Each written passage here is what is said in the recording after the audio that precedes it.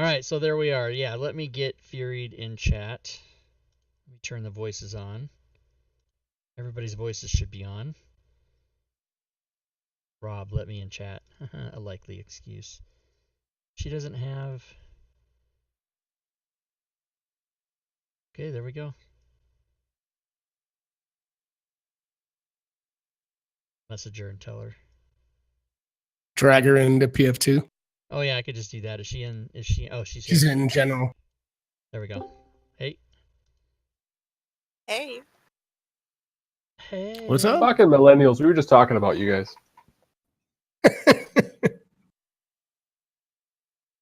Fuck you, Joe. All right.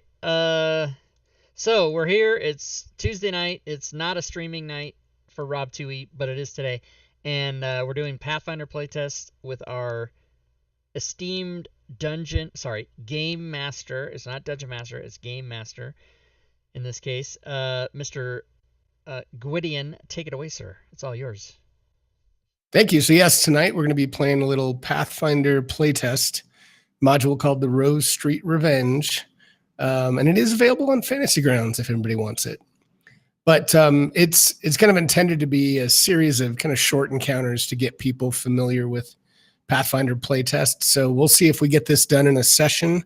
It might take 2, but we'll see how far we can get. Rob, did you want to say anything else, or have you already been talking to your stream about your giveaway stuff before we jump into this? Nope, I haven't said anything. So yeah, let me say that. Tonight we will be giving away a prize, and we'll probably do that. I don't know if break time seems like a good time to do it. So this prize is the soft cover version of Demon Plague, and if you want to know what that is, just go to Google and type in Demon Plague, and you will see that it was a Kickstarter, and it's currently available on DriveThruRPG for I think $65. It's an entire level 1 through 20 5e campaign, and this prize comes to the stream courtesy of one Mr. McClancy 10006, big supporter of the shows, and he has agreed to ship that anywhere on planet Earth. So if you are not even in the United States and you win, you can get this shipped to you for free. Again, just look up Demon Plague, and we'll give it away sometime during the show, probably around break time. So stand by for that. And this is just a taste of the prizes that are coming down the way per another little event that's happening. And maybe, Gwydion, you want to say what that is? Sure. So next Thursday, December 13th, I'm going to be doing a 12-hour stream beginning at 5 p.m. Mountain Time. And I'll start off running a 5e one-shot Rogue Wizard, and then I'll be doing a number of solo 5e adventures. But the point of the stream is to raise funds for Cancer Support Community. Cancer Support Community actually combined with a charity that I was on the board of called mylifeline.org. And what they do is they really try to connect families and extended family and friends of folks that are going through cancer. In other words, they've been diagnosed, and now they have to worry about appointments and meals, and it's a good way to connect the extended family so that one person isn't tasked with trying to update everyone on what's happening and how treatment's going, what have you. So I'm doing a 12-hour stream, looking for donations on that stream. I'm going to match personally everything up to $5,000. So I'm hoping to be able to raise $10,000. So a lot more to come on that, but I've already lined up a bunch of giveaways every hour, including some of Rob's modules. Thank you very much, Rob. And a lot of other folks, the Arcane Library, Ambient Realms, there's going to be a bunch of different giveaways. So more to come on that, but that should be a lot of fun. Good cause. All right. So why don't we start with the game? A lot of intros tonight, but we'll start in. Why don't we, a couple things I'm going to share with you guys so you have this later, a story entry. If you ever have any questions, since we're all pretty new to Pathfinder playtest as players and DMs alike, if you ever have a question and want to look up, kind of what skills are, or you have an area of effect, these are all PDF links that I just shared with you. So you can kind of keep that handy if you have the need to go back through anything. Everyone does start with a hero point So it's different than inspiration, but it'll allow you to come back from death if you're about to die. So if you want to track that somewhere, you do have on your main tab at the very top a hero point entry that I've renamed Resonance. But frankly, at first level, Resonance doesn't come in that often. So if you're welcome to mark your hero point there and rename that if you want, but just mark it somewhere. All right. So with that, before I get into the adventure, why don't we introduce the players, and we'll start at the top left to right, starting with Fumbus.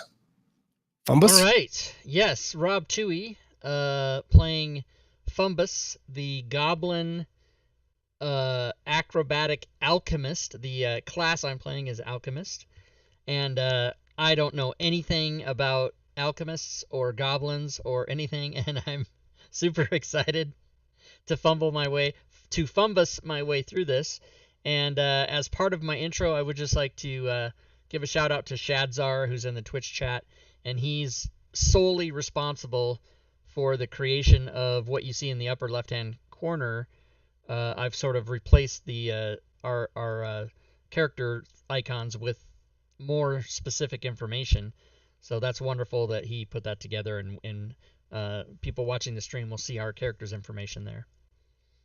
Yeah, that's super cool. I'm actually taping tonight's session, and I'm going to upload it on YouTube, and I have that as well from the DM view. So it's a really cool feature. It's really nice to have that on the stream.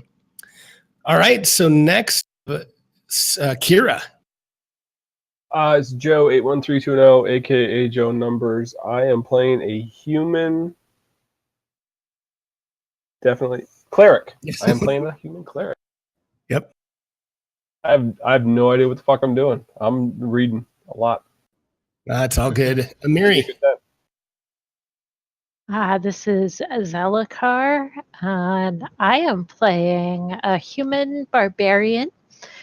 This is my second time playing Pathfinder, so I'm still learning too, and I have no idea what I'm doing either. Awesome. Well, this is only the second DM game or GM, I guess, game that I've played or run. So we're all in it together. So how about Mauricio? That's a horrible name. Anyways, I am Gary Fate playing an elf rogue, and I love how traits say elf humanoid, which elves are not really, well, humanoidish, yeah. I'm a street urchin, apparently, and so I will loot your pockets and probably take your shoes, too. Awesome. And Fury, I don't remember. Have you played playtest at all? I've never played, well, no, I have not played playtest, and I've never played Pathfinder on Fantasy Grounds. I've played it in person, with awesome. actual people to look at and yell at and be like, here, look at the fucking book. And I'm like, oh yeah, I should read the manual. Well, just stop me as we get into combat. I'll try to remember to kind of explain briefly how things work, but just it'll be good. Everybody's going to do just fine. I'm not a magic user, so it's basically I'm just going to stab it until it dies. Okay, perfect. I like it. Good plan. All right. I'm going to read a little intro here, and we'll get into the adventure. So, you guys are all in a city called Absalom, and Absalom is a large city. It has hundreds of thousands of inhabitants and about 5,000 years worth of history. And nearly a year ago, Absalom fought off an invasion of demon flesh constructs and undead marines, remembered as the Fiend Flesh Siege, during which the city's siege lord offered every slave freedom in exchange for their assistance in defending Absalom. Practically overnight, one of the city's cruelest industries came to an end, and many hundreds of the liberated have since become Absalom's newest citizens. Although most have welcomed their manumitted neighbors with open arms, an unidentified serial murderer, known only as the Rose Street Killer, has systematically slain at least a dozen of these freed people. So far, the guards have questioned scores of witnesses and suspects with no luck. The Rose Street Killer remains at large, and one of their most recent targets was Nelfurhin Zor. Why do they come up with these names? A former scriptorium slave who had joined the Pathfinder Society shortly after the siege. The society doesn't normally investigate crimes in Absalom, but venture captain Ambrose Valson is furious that a Pathfinder's gone missing thanks to this criminal. He's assembled a team of agents to help solve the case. That is you. Don't let him down. Lives are on the line. So I'm going to share this entry with you, and there's 3 handouts to look over. Essentially how this works as I'm sharing this with you, each of the handouts represents a quest. So you can start with any of them. Any of the quests. Oh, I have to, you guys can see that, right? Yep. The note? Yeah, we can see Okay, it. good. For some reason it didn't pop up that it was sharing. So whichever one you want to start with, but essentially this plays out in 4 different mini quests that are each about 40 to 60 minutes. So take a look. I can put up a vote, or you guys can just kind of talk quickly and decide which one sounds interesting, and we will The handouts don't jump show in. for us. Oh, they don't? The links? No. The link Oh, doesn't I know work, why. All right. Yeah. Damn Titan. Oh, I didn't realize it. Like There we go. we're known as Pathfinders, like adventurers, Pathfinders. Right. I never knew that. Exactly. Makes sense. All right, let's take a look at these. Circumstances around the recent disappearance have convinced the fault lies. Both the band. What are you guys thinking? 1, 2, or 3? I'm halfway through reading number 1. Thank you. I think we should just do them numerically and just go with 1. That's way too confusing. I'm good with that. I stopped reading at the end of number 1 when I heard Fury say that, and I'm totally okay with that because if it's gonna take me like another 60 seconds to read these other ones. Or Okay, Yeah, so I vote for those 1 as well. Let's do this. let's do it. All right. I like it. So let me make sure I have.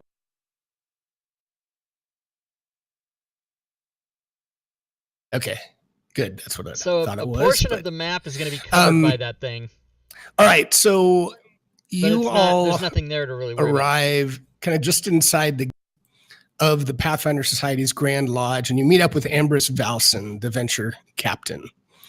And as you come in and introduce yourselves to him, he flicks an invisible speck of dust from his impeccably pressed cuff before he begins speaking. Just thank you for arriving together. I don't like to repeat myself. I trust you've received my note, and I hope you have your wits about you. It's all well and good for everyone in the city to concoct their own thrilling hypotheses about some serial murderer, but Pathfinders need to be a bit more. Ambrose thinks for a moment before continuing. I can make He it says, smaller. Evidence-based. To that end, I'd like you to find some low-ranking members of the Bloody Barbers and press them for information. I suspect their straight razors are ultimately to blame for the disappearances.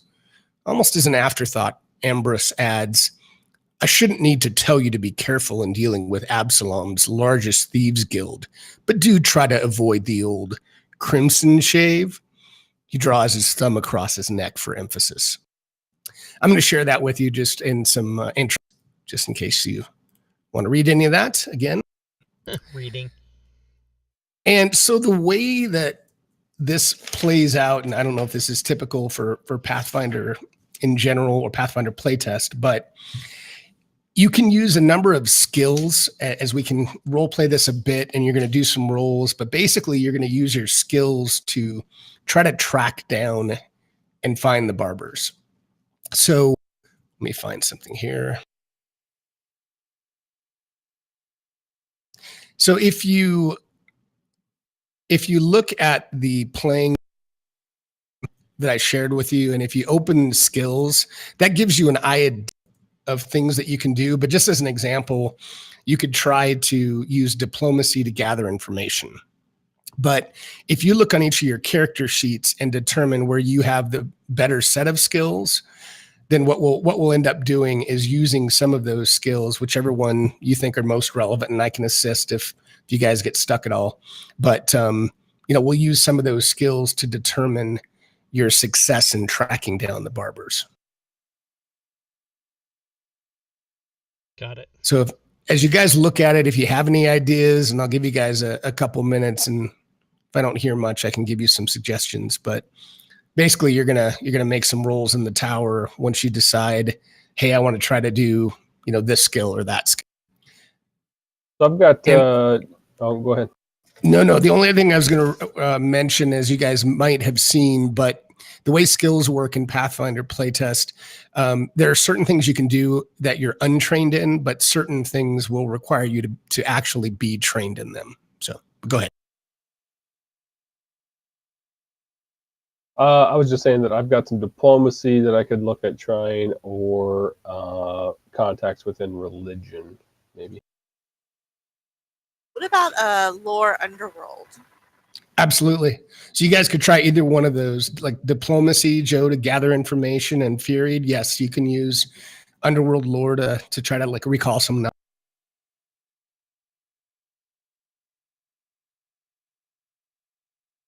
Okay, the skill records go ahead. don't allow us to.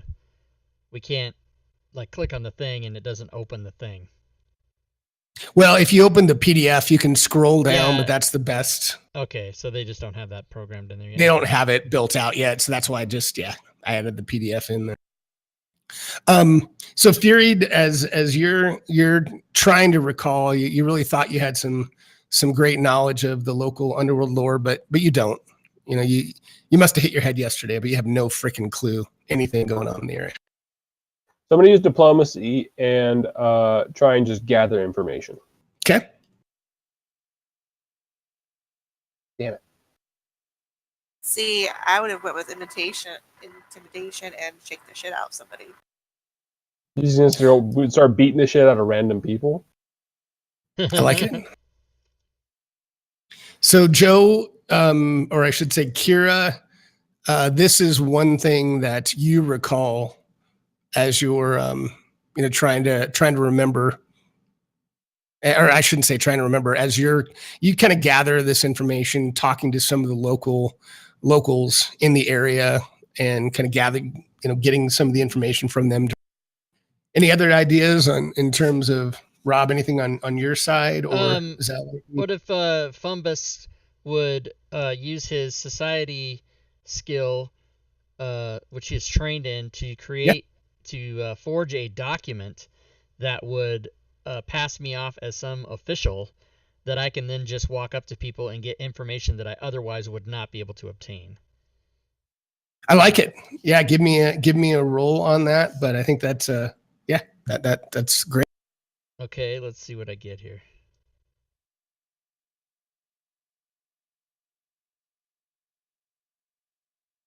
All right, so I'm going to share this with you, Fumbus. And based on your skills, this is what you know.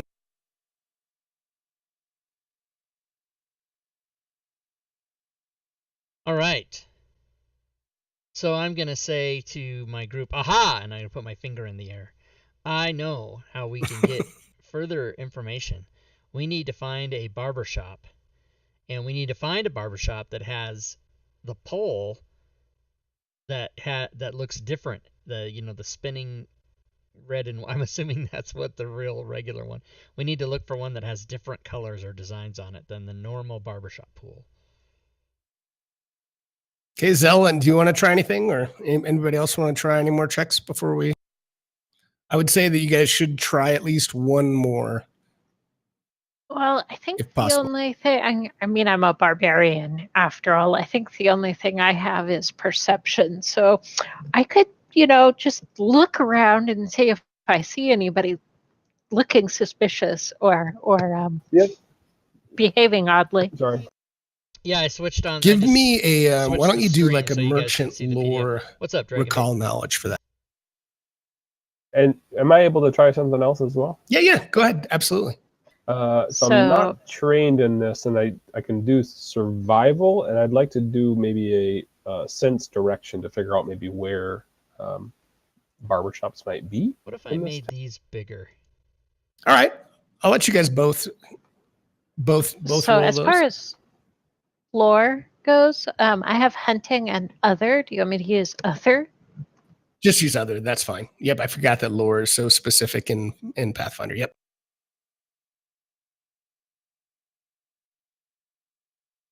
Suppose that doesn't really help that much, but it makes it. All right, give me 1 second.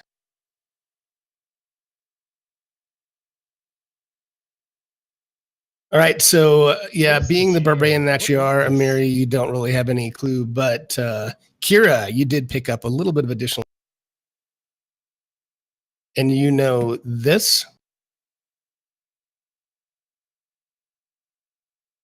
And as you guys kind of chat with each other and share some of this information, you determine that there is one of the bases of operations for the Bloody Barbers, you believe, is an area called, or a barbershop called the Smiling Cut, that is in the Docks district, kind of just south of the Coins district area.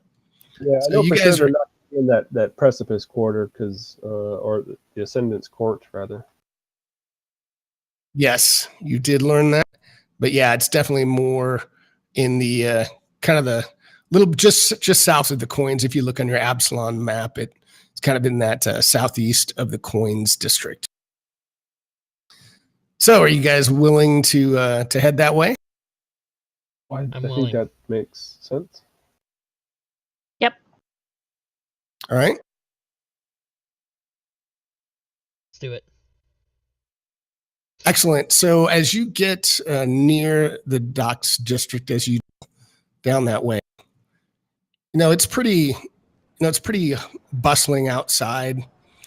And as you kind of come up to the barbershop and you pop your way inside, this small barbershop has 4 worn barber chairs and a wooden waiting bench. The astringent odors of various hair tonics combine with that of talcum powder to produce a potent aroma. A large tarnished mirror runs the full length of one wall, with a low shelf below it that holds an assortment of combs, razors, scissors, and jars holding murky liquids. The shop is almost empty, and it's quiet enough to hear the snip of its lone barber's scissors as she works on a large man's wild mane, while a freckled shop sweep stoops over hair clippings that he's meticulously swept into a neat Thanks pile. for the cheer bits. Cheer bit. And the woman that's cutting this gentleman's hair, she's very loud, and she's talking with her client. She's got unkempt, dirty blonde hair, and she continuously looks at the floor sweep, says, "You missed a spot over there. Get that one over there," as she continues to just throw hair everywhere. This little sweep, that's her, looks like he might be her apprentice, but he's probably only 11 or 12 years old. So what do you do? No maps for this yet. We're just gonna little theater of the mind right now. Kyra's going to walk in and sit on the bench, maybe encourage one of the male patrons who might have. Go near the sharp tools. You need a haircut. I need one. He goes near the sharp tools? No, she sits down at the bench. There's a wooden bench. She's going to sit down and kind of just look around as one of the other people in my party volunteered to get a razor put up next to their face. Who was that? I may be a barbarian, but I ain't got no beard. So, Maricel will walk up to the counter and be like, "My good lady," and she points, "needs a haircut."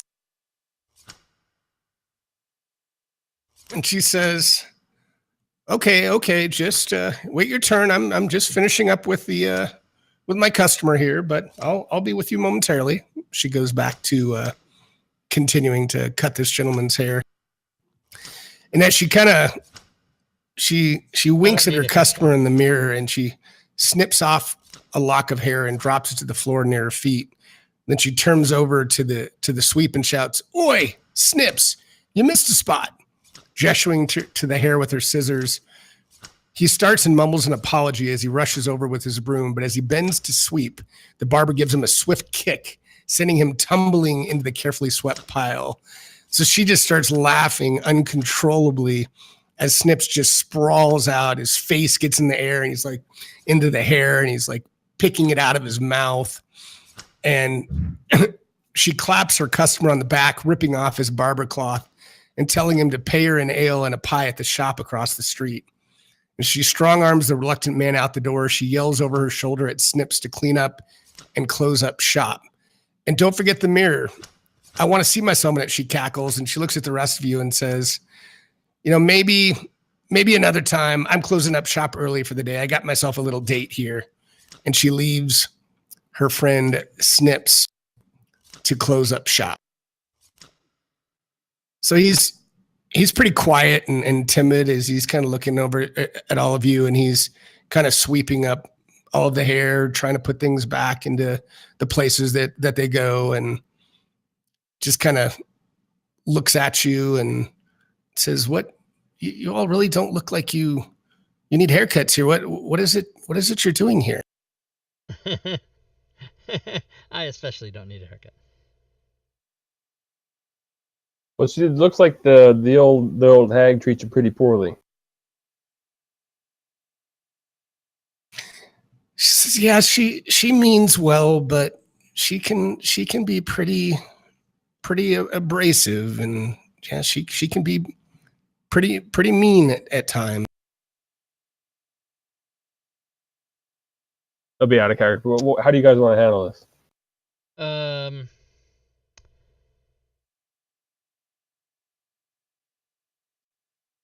That's all I got. Well done. Thanks for your input, Rob. I really appreciate it. Super fucking helpful. Nothing. Well, he kind of looks at you guys and he puts up his cleaning materials and he says, I don't want to talk in the shop. I don't think that Valette would like that, but if you follow me out the back here, maybe we can talk. Maybe I can help you. Maybe there's something that you're looking for. Why is it bad to talk in here? There's no one around. I never know if Val's standing right outside, and I'd rather not do it here. It just makes me really, really uncomfortable. And he's just kind of shy. He's kind of, he looks very scared. Maybe you can close up and we'll go talk outside around the corner. Is there an alleyway entrance? Not the front. And he says, "Yes, there's a back entrance this way if you follow." Okay. I'll follow tentatively. Yeah. Okay. And as you guys are following him kind of towards the back, do me a favor and give me whoever's kind of really kind of paying attention to him, give me a perception check in the tower, depending on how you think your character would be. Are they watching him? Are they just kind of following him? What are they doing? But give me a perception. Thomas would be watching him, but not in a suspicious way. Just Kira will be watching him in a suspicious way. Yeah. I'm suspicious of everyone. So you're watching us. Yeah, good.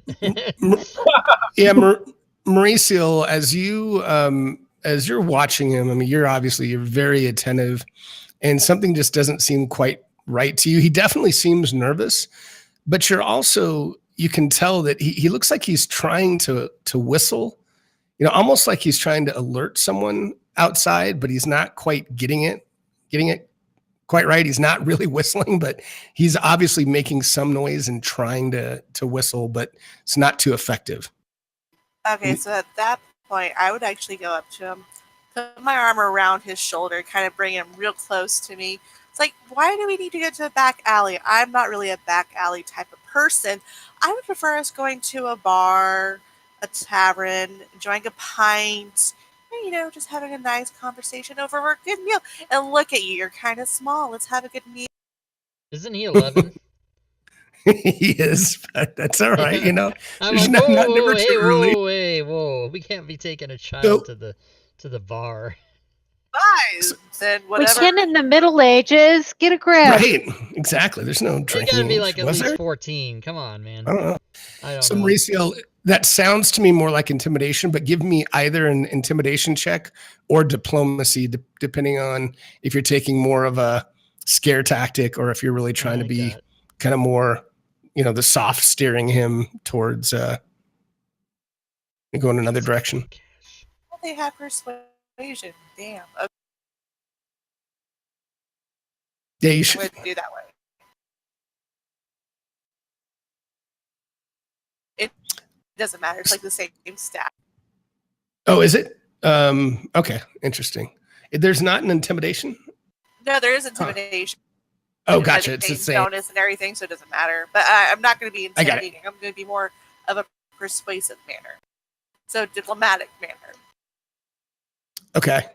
And as you do that, he kind of breaks down and he starts sobbing and he says, I'm not into crying boys. I'm sorry. Yeah, he's 11. I mean, he's pretty sad and it's the new generation. He's sent. But damn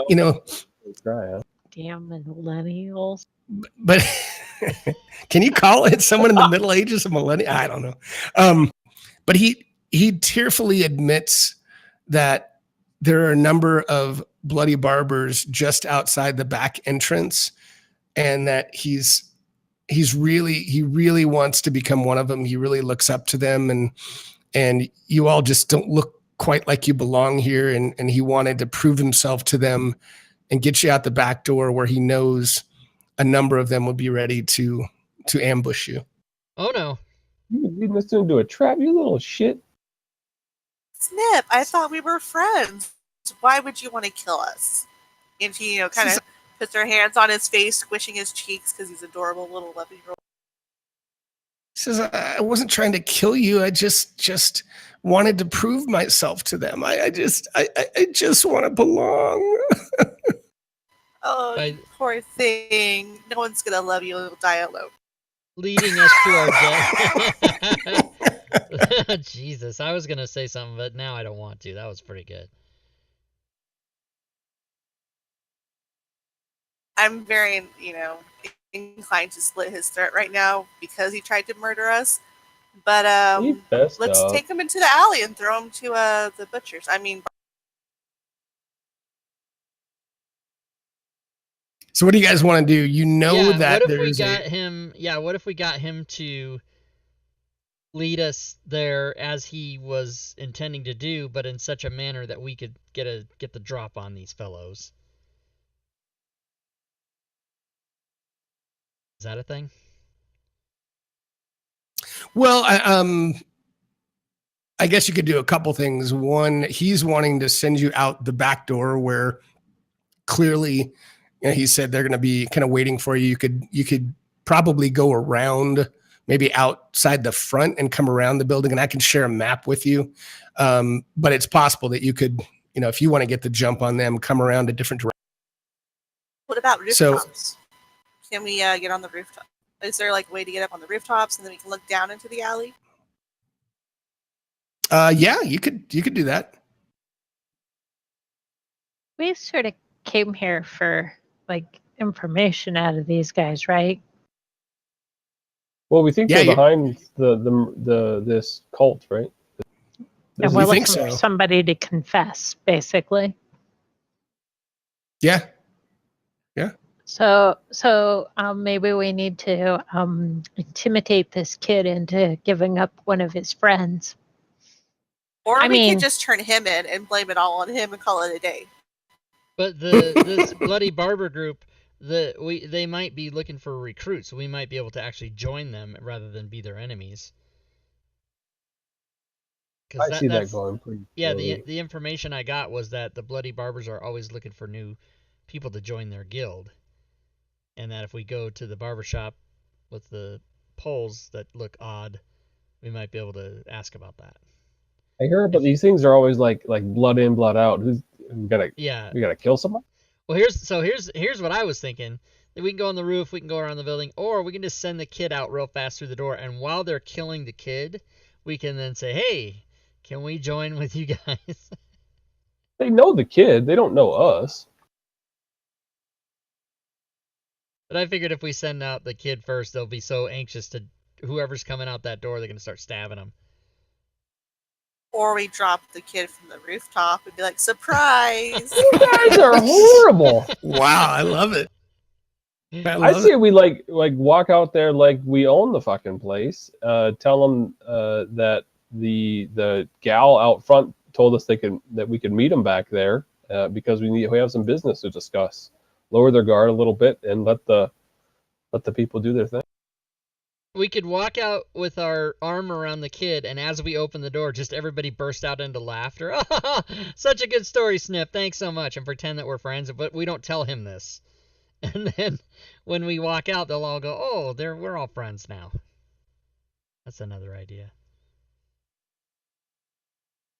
And maybe, Gwyd, maybe you can elaborate on this. But I'm reading this thing so the Rose Street Killer doesn't. But it lies with the Band of the Palm, and that's a flimsy front for these bloody barbers. Let me open the. Hold on 1 second. Let me open the note. Sure. I don't know how to do the Goblin Horde or whatever this is. So these guys.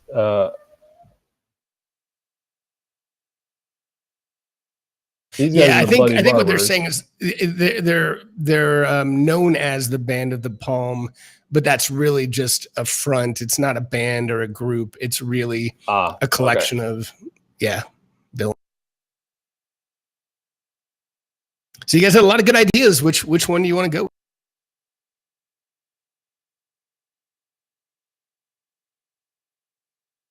Drop Snips from the rooftop? Yeah, No, yeah. Is Is that a second do joke? that. You're a good You character. can do whatever you want.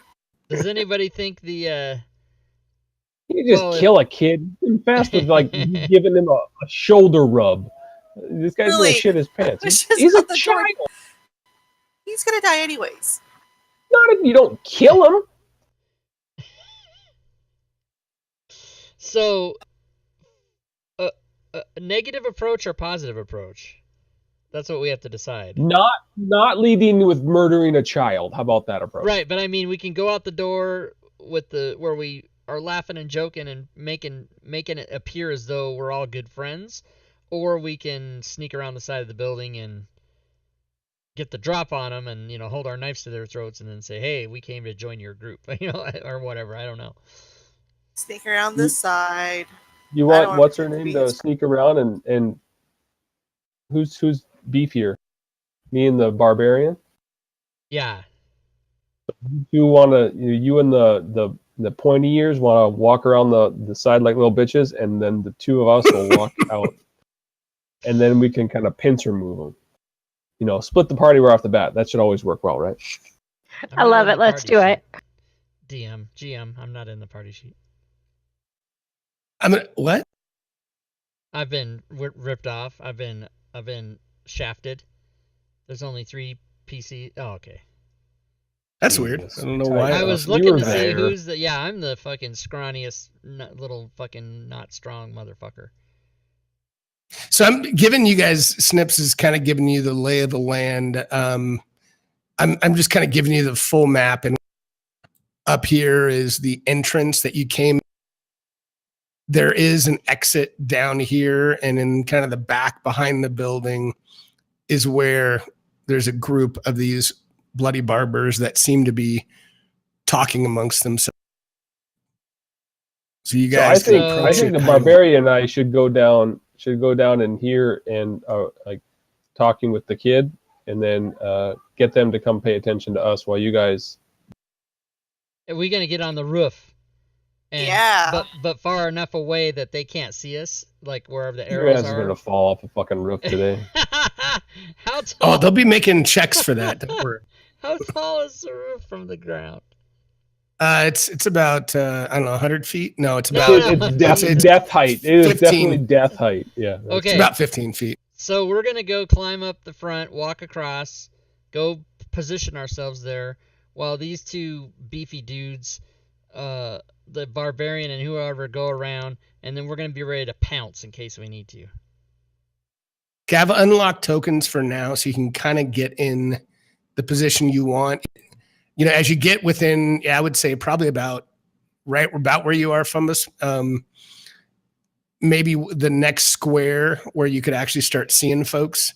I'd make you roll a stealth check to see if they see or hear you. I think where Okay. you are right now, you're still fine. But But so the we've two- got on the but wait a roof minute, is wait. Mauricio and Yeah. Fumbus, but the other two are in the building, correct? Oh, they're inside. Okay, I thought they were going to go Yep. around the outside. Okay. Gotcha. Okay. No, we're going to just push the kid out the door and talk our way So out of I this like one. the idea of like putting my arm around him and kind of walking out and just let him know that you need to go with what I say or what we say, and once we get out here and we're going to tell you to leave. We need you to run. But Yeah. that's Dude, right. This Okay. is we're gonna about fucking blow up in we're our about face. ready to get into bloody these bandit space. All right. So I've locked tokens, but show me like if Amiri and Kira, if you're kind of going to push. I don't really have a token for Snips, but if you're going to kind of push him out, or what do you want to do from here? Okay. Yeah, So you I would guys can say kinda- Amiri and I and Kira can as we'll both grab like an arm of this kid and walking out, and as soon as they're like kind of kick the door open or shove the door open and start like chewing him out for telling a bad joke or making fun of something that he shouldn't have, and tell him to get the hell out of here. Right? Okay. Just get these guys' attention, see what we're up against. Okay. So Snips, immediately turns tail and up this way after you let him go, and all of these barbers, all of these thugs kind of turn towards you two and look. Hey, who are you? What are you doing with Snips? The old lady told us to show him a thing or two. Not in that way. That sounded bad. You're the one that took a little boy to the alley. Oh God. Hey, you be quiet. You're on top of the roof. We can't say anything.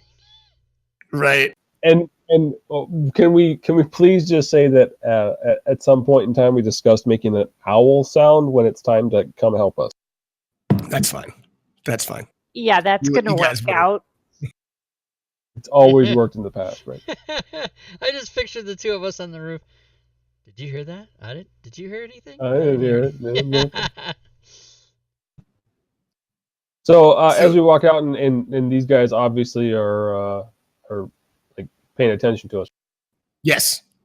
They're like, they kind of have their arms, their hands down and on their weapons, kind of looking like interested and ready to fight, but they're pausing for just a second, not sure what's going on.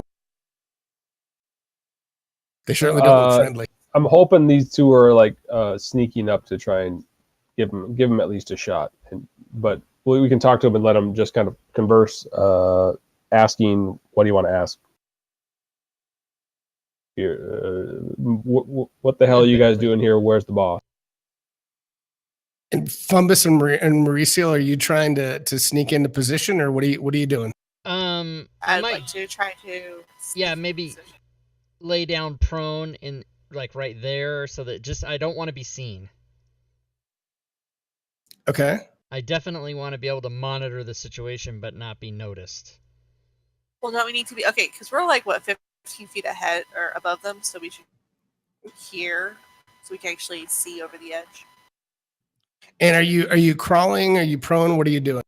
Oh yeah, prone as well. Yeah, prone. Oh, okay. Okay. About to get runs in my stockings for this.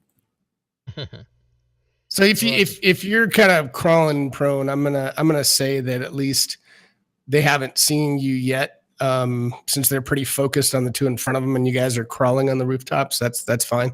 I'll give. Okay.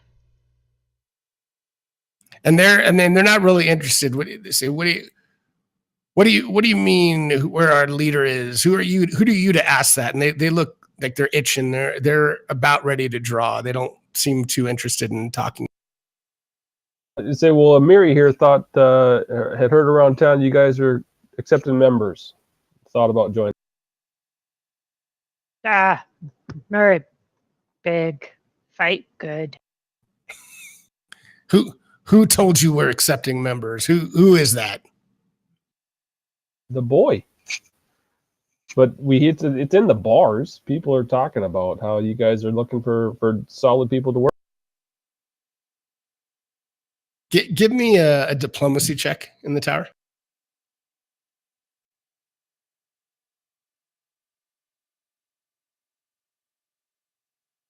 All right. He says, I don't believe you. And I think it's time that we showed you how we get our name.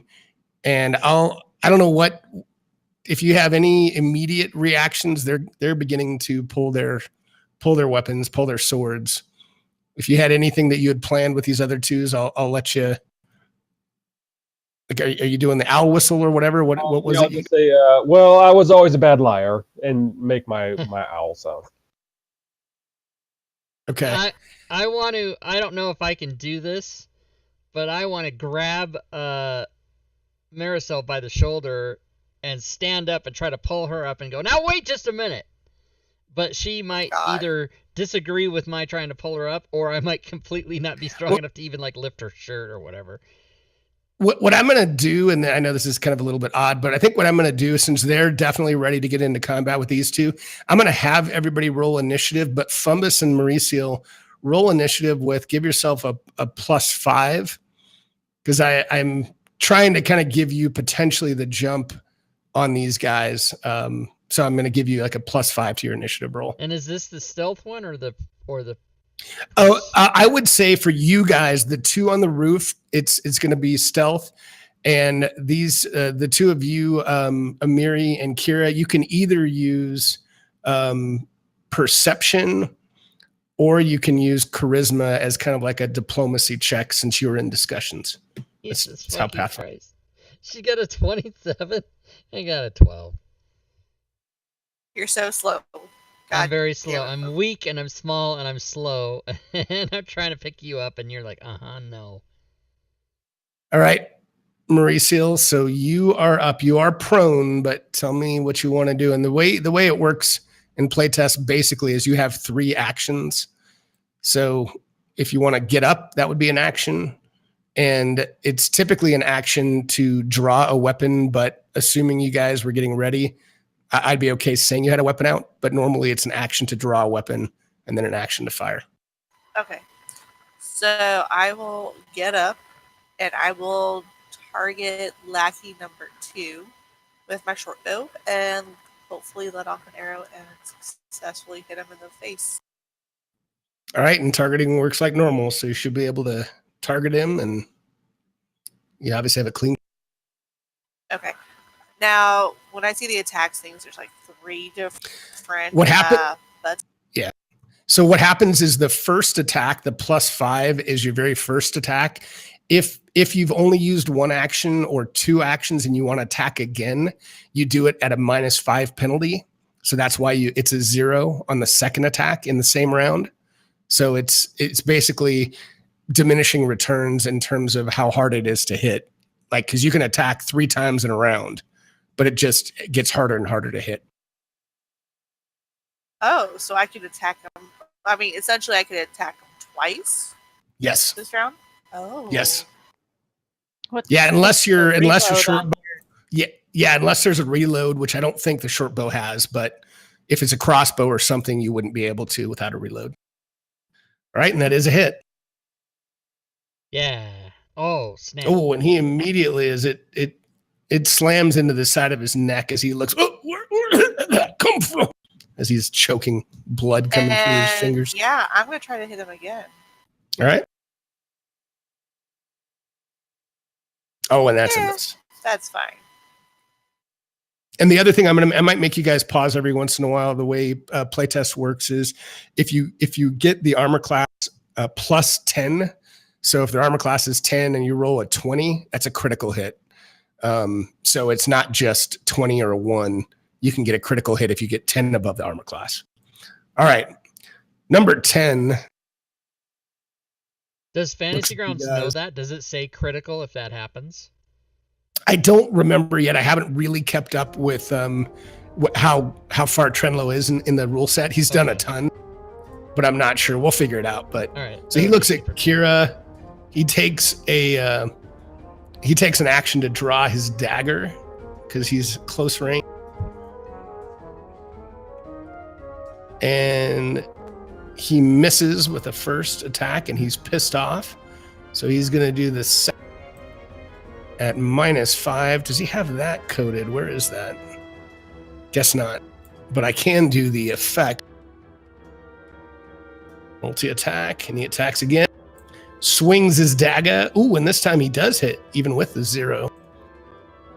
Says, take that. Oh, boo. 1 point. All right, and Bloody Barber 8.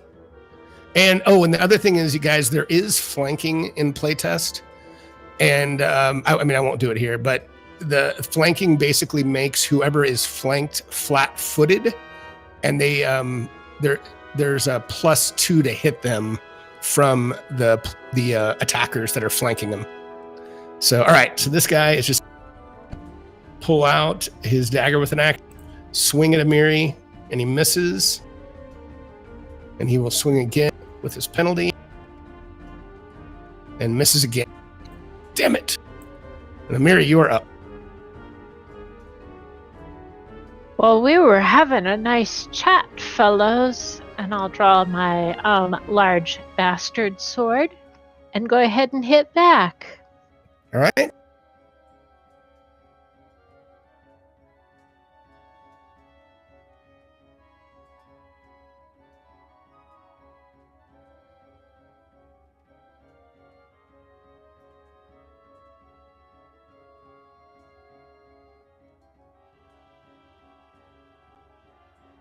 Oh, big miss.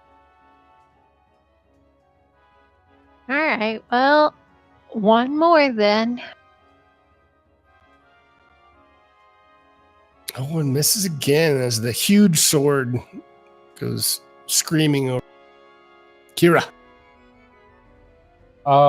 She'll draw her scimitar, and I'm thinking this probably doesn't have it coded, but there's a... Oh, I'll just attack. Okay, okay. There's something with a trait that it has. And that's a hit.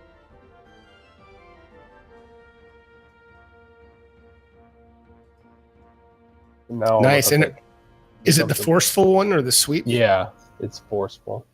Yeah, I don't think it's going to be coded. And I didn't even look what sweep does. So That's forceful, I think it's a +1 if I attack a second time or something like that. Does that make sense? Yeah, it looks like it adds a damage dice if you hit on the second attack. If I hit. Gotcha. Okay. Yeah, bonus to damage. A swing, like... Oh, you're right. No, maybe it is just 1. A bonus to damage equal to the number of weapon dice. So it is 1. So you're right. That's a miss. So... Okay. And then I'm going to take a... No, I can't. That's an action. Here we go.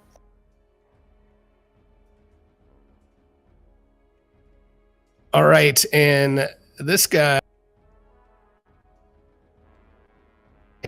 here and target Mauricio. So he's going to move here for an action. He's going to pull out a sling for an action, and he's going to target Mauricio. Given you're standing up, I'm going to say he has a clean shot at you, but he only gets 1. And boo, it's a 2 as it goes flying and hits Fumbus. Just kidding. Fumbus, you're up. All right. Do I have disadvantage for throwing something as a prone person? There is no disadvantage. I might need there is no disadvantage to look up. But no, that's all right. I know what you're saying. I meant to say, do I have a disadvantage of some kind? I would imagine there would. Okay, so you're lying on the ground. You get a -2 penalty to attack rolls, but get a +1 circumstance bonus to AC against range. So basically, the answer is, I guess it doesn't say anything about not being able to attack, but you would have a -2. That's the penalty. So I don't want to do that. So I'm going to stand up. And then I'm going to use my second action to draw out an alchemist's firebomb. That's right. And then I'm gonna hurl it. It doesn't tell me the range. Can I know the range? It should. I think it's 20, but yeah, I'm is just 20. doing it off Thrown the is memory. 20. Okay, Yeah. got it. Okay, so I can do that, and I'm gonna throw it at number 5 in the back there. And Nice. here we go. Damn it! Now does And it goes splash flying damage next. do anything if it misses, or is it only if you hit? I'm looking. That's why I'm pausing. Just give me Yeah, a that's what I second. I figured, think it 'cause I don't- does. I It don't know. might damage nearby. Yeah, it's Okay. got, but it hold on maybe one not second. doesn't work if it's not. If it fails, succeeds, or critically succeeds, I don't think you critically failed. You just failed. All creatures within 5 feet of the target take the indicated amount of splash damage. Okay, so the other guy is gonna take 1 splashing fire. And on a failure, but not a critical failure, the target also takes the splash. So you kind of missed, but you're going to get number 5 and 8 with whatever the splash is at 1 point of damage. Okay, yeah, and I don't see here how you damage them. Oh, you mean it's not coded or something? Like a 1 fire. Yeah, there's 1d8 fire, but no 1 fire. So the splash damage. Now wait a minute. Hold on a second. Code a bit. It might not be code. Again, Yeah, I you can. can't. You can add damage, but it's gonna add it together. So I have to make a separate. I'll have to just make a separate thing. All right. So for now, I'll do for number 8 and 5. I can give them 1 point of damage. Okay, sounds good. So there's number 5. All right, so they both take a little bit of fire damage. You were a little off balance. You stood up, but you were a little off. And was that all 3 of your actions or just 2? Stand, draw, throw. Oh, draw. Now, do you have a quick draw or anything? I don't remember how alchemy works. Do you get to? Is that really 1 or 2 actions? Quick bomber. Quick bomber. You place your bombs in an easy-to-reach pouch and learn how to draw them almost without thinking. When you use the interact action to draw a alchemical item with the bomb trait, you can draw 2 bombs instead. When using quick alchemy to create a bomb, you can also draw 1 bomb. Wait, you can also draw 1 other bomb as part of the quick alchemy action. So it doesn't say, it says I can draw 2, but it doesn't say I can throw 2, does it? Well, I mean, I guess I read that as Yeah, that's a good point. I guess we'll say you have 1 ready to go, and maybe next round. I don't know. That seems odd. So it seems that you would be able to draw 2 bombs. Oh yeah, you could draw 2 and throw 1 and throw 1. Yeah. So the only reason you can't do that this round is you stood up. Right. So you're ready to So go. I Okay. But I could draw another bomb and hold it. I don't know if that's a good idea. Yeah, absolutely. Yeah, I mean that absolutely. Yeah. So, but in All my right, case, number 5. Okay, so go ahead. Number 5 is going to pop up over, and he's going to look at you, Fumbus, and he's going to pull out his sling and try to hit you with his. And he misses. Damn it! And he's going to try again with his bonus bullshit negative. Oh, but it is a crit. Straight what up. kind of fucking bullshit Yay. is that? And and this should actually do it. Oh, yes, it did. It rolled. Oh. Yes, they got it coded. So Fumbus, you get like slammed in the chest with this big old frickin' sling rock. And he smiles at himself. Yeah, almost got me one there, boy. Boo, I'm yellow. That was more like a deliverance. Sorry about that. All right, Mauricio. All right, let me finish lackey number 2, and then I'll save Fumbus's ass. Okay.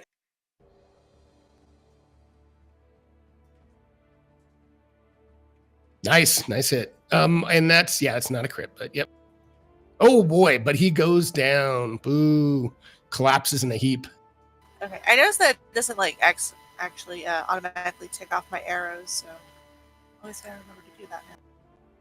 Yeah, I saw that Another- last time we played too, Fate. Okay, so I'm gonna target What is number what does 5 it not is do? who hit Columbus. It doesn't tick off the ammo as Oh, you I see. use I it. see. That's probably oh no, right. yeah, it doesn't. You have to do it yourself. Yep. So I'm sorry, Mauricio. Go ahead. Okay, so I'm gonna target number 5 for a second action to attack, right? Okay. Oh, critical hit. Yeah. What the hell? Holy shit. What was that? Oh, because on a crit, a short bow has the deadly trait, which adds a D10 to a crit, and that did it automatically. Thank you, Trenlo. So Fucking that A. Oh man. That's where a did Not good that only shot. did it add a D10, you rolled a 10. where did that shot? How did that kill him, Mauricio? That was such a good shot. What'd you do? Where'd it go? Oh yeah, it went straight between his eyes and with the force and knocked him back, and so he hit his head on the floor. It cracked, and spilled blood all over. I think he got Nice. him with the shot with the bow before. Did he feel the ground? It doesn't matter. He died eventually. Okay, so another thing I noticed is the sneak attack. It doesn't really let me know how I could throw that. I in think there, 'cause I should be doing it. I think sneak attack is against flat-footed creatures. So if you have somebody flanked, then they would be flat-footed to you. And there's other ways that somebody can become flat-footed. So in this case, they're not, unless One of the unless you're. What is it? Surprise attack. So if I had attacked somebody before they went during this, is it the round or encounter? Oh, you're right. On the first On round the of first combat. round. Yeah, Yeah. so that first guy I shot, I should have gotten that extra D6. Yeah, I missed that. That's another thing that's not coded yet. But Yeah, there's a lot gotta- of stuff that's yeah. All right, so that was 1 action, 2 action, 3rd action. I'm going to target number, because why not? I'm feeling a little cheeky. Little cheeky. Don't forget to do your minus. But oh yeah, It should Number 9. automatically do it. Yeah. Okay. Yep. Now, you just out of curiosity, when you're doing your attacks, are you having to click the button to say it's your second attack, or is it just no? Oh well, no, I kind of go down in the. Oh, that's the right. order, That's right. Like first attack, and then second attack, and third. That's right. I forgot. All right. All right. So this guy reaches out at Kira, swings, misses, swings again, misses, and just for grins, he's gonna do it a third. Why not? God damn it! It would have been awesome if it was a critical. Yeah. Shut your mouth. All right. And this guy, yeah, he's gonna keep swinging, and that's a hit.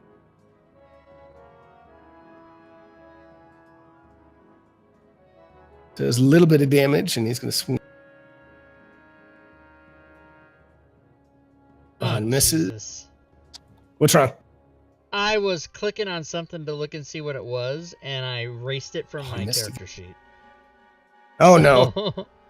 I think I can go. It's just a weapon. I can go and retrieve it and put it back.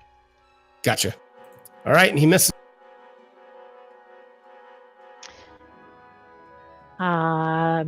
Guess I'm gonna take some more swings at that guy. All right. Nice. Oh, very nice.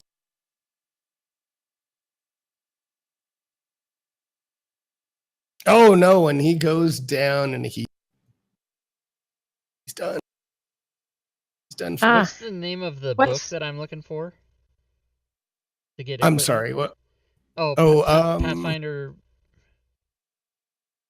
It should just be the rules. I think playtest rules.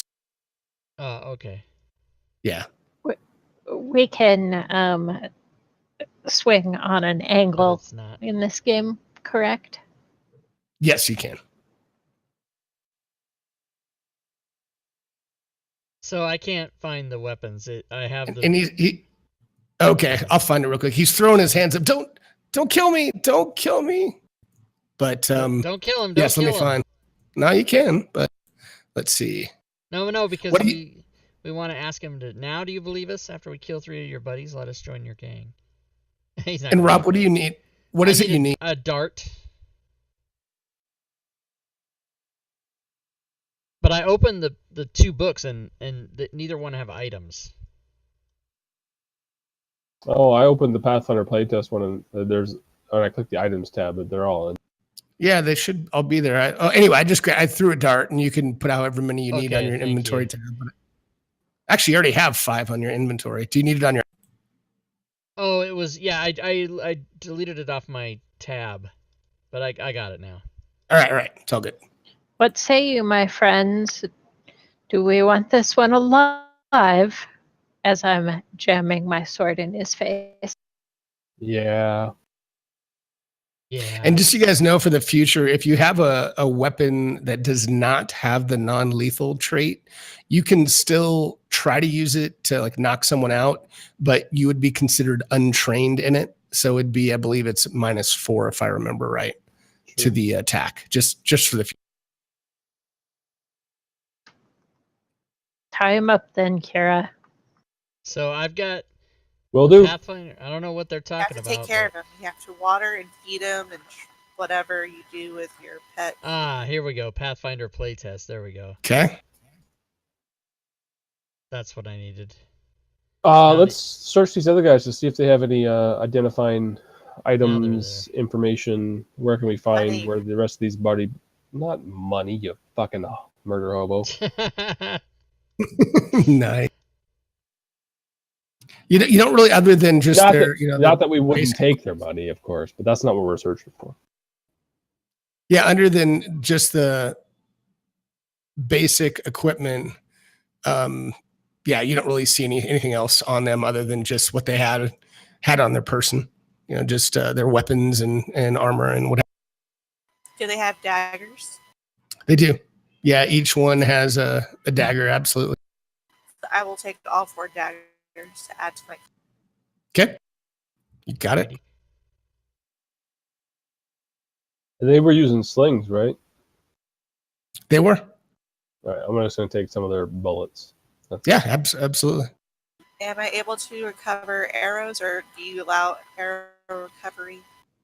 If I remember right, it's just straight half. So yeah, you can. And if you just shot one, then I'll let you have it back. But otherwise, Round up or round down? Round. I think it's always round down. Yep. Yeah.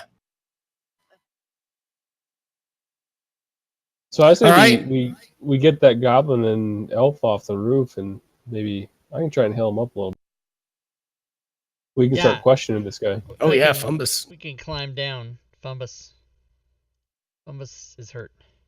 Apparently, I can just jump down. I have something called, what is this, cat something or other, where I fall like 10 feet, or it's like I can jump down and it access 10 feet less. So if I'm 15 feet up, I just, fall or jump down 5. Okay, nice. Yeah, it's pretty cool. That is. I don't have that. Nope, so you gotta scramble down. I'm going to jump on top of her after she goes gently down. And direct my fall. No, but I'm going to try to go to the edge and maybe... No, jump. I'll catch you like a princess. Come on. Okay, yeah, I'll do pretty, that. Princess. I'll jump off and she'll catch me like a princess. How much do I weigh this goblin? Goblins are small, aren't they? It doesn't. I don't think it has your weight on you, but I think they are small. I am a small creature, in yeah, size. so I would weigh 30 or 40 pounds probably. So it'd be do you catch him, Mauricio, or were you kidding? Are you going to do the? Oh, I just missed. I'm seriously thinking about it now, but I jump. Damn it! And then she catches me. That might be enough to kill you. Otherwise, I'll just need more healing, and then she'll be mad that she has to heal me more. Oh, I can't heal that much. You're a goner. Yep. All right. So any healing before you do what you want with this guy? Question or kill him or whatever you're gonna.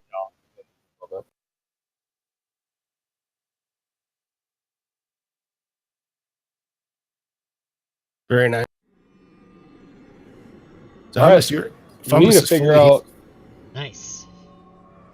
what the hell Feel this good. guy's up to. Yeah, what is this guy up to? That's what we need to know. All right. Who's going to talk to him? Kira, you talking to him, or who's talking? You guys can assist me being very threatening as he's tied up. But yeah, well, we're I just mean, it talking to was him. your idea to keep him alive. I would just stab him, and we'll just move on. Fix it. I too like the idea of stabbing, but I will stand over him menacingly with my sword if that helps you with intimidation. Or I just remembered, we don't have to kill him, and we don't have to question him. We can turn him over to the guard. They're probably corrupt. Those fucking guards. Let's question them. Where the hell? That's where are your assumption. people? Most guards take bribes. So what did you ask him? I'm sorry, I missed what you asked. Where the hell is your chums? Where's your boss? Where's your buddies? We hear you guys have been cutting up people on the streets. Cutting up people? What are you talking about? We make our presence known, and we take the bribe here or there. But what are you talking about? Who are we cutting?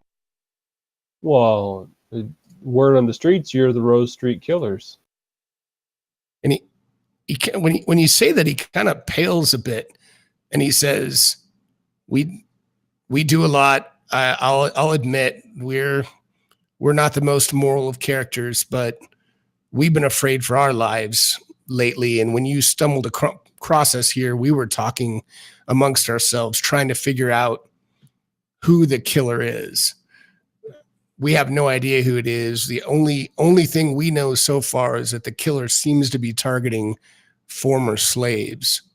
But I can assure you, it is not more. It is not one of us. Definitely."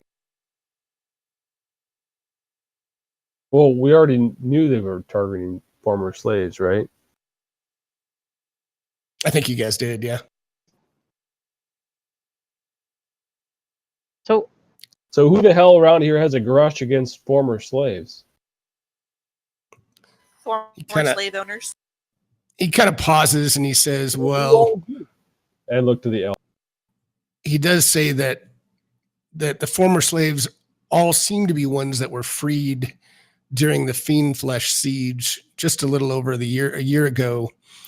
And he kind of lowers his head a bit and he says, one of them, her name was Remna, a former scullery slave with a mean streak. She joined us and she shaved part of her head after being freed. And then she too disappeared about a week ago. We've questioned several people to try to track down the killer because obviously we want our revenge. But the only information that we were found is the probable killer wore metal armor and for some reason seemed to not be able to control the right side of their body. I don't know if that's truth, but that's what we've What's that? Like he had the Jimmy legs? Yeah, he's a little twitch, little shaky shake.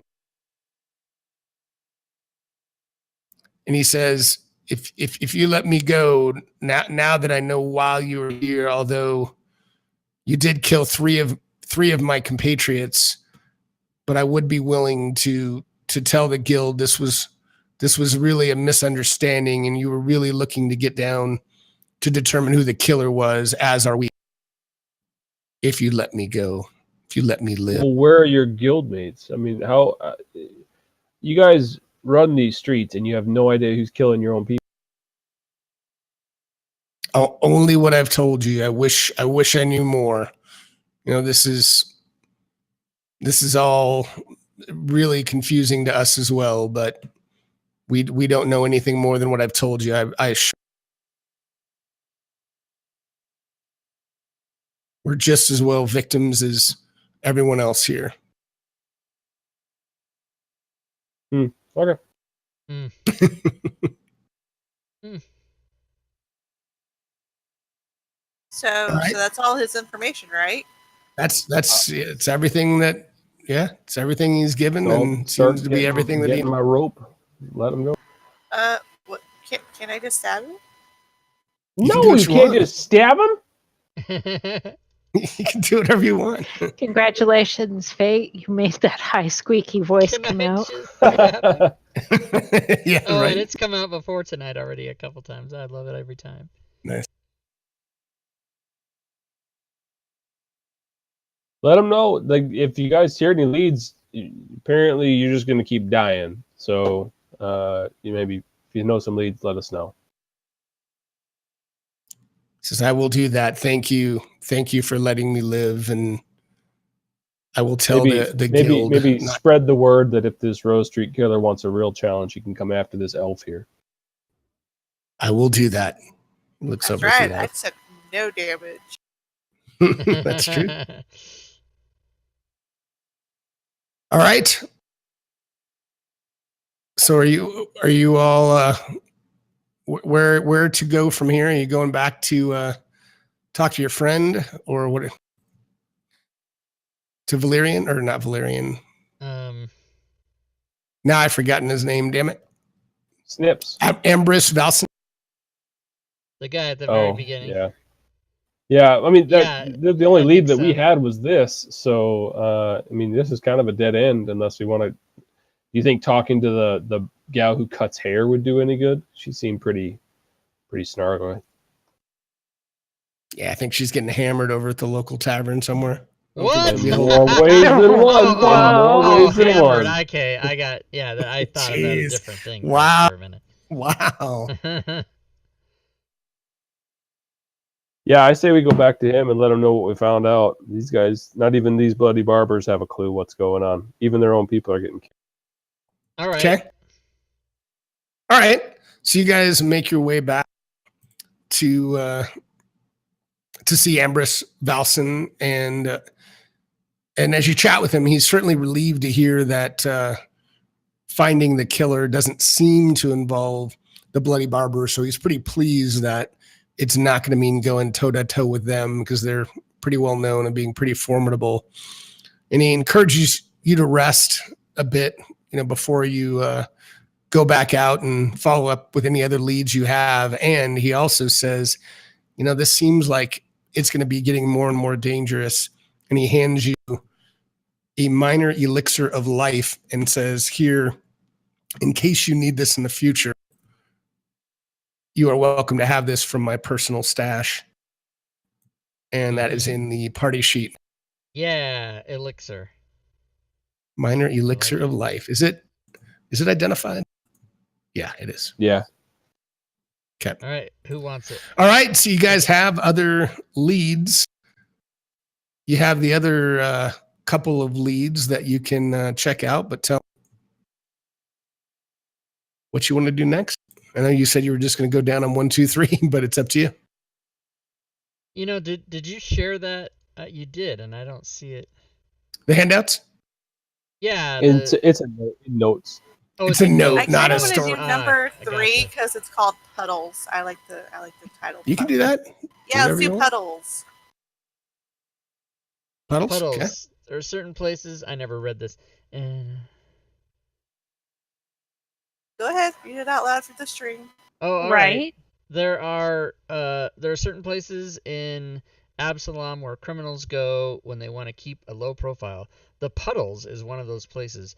Street after street of abandoned buildings and small and underfunded guard force make it an ideal.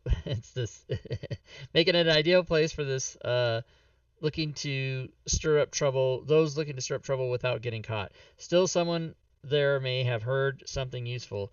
I have trouble reading these kind of. That's not fucking Arial font. Travel to the Puddles because I'm old and speak to the guards.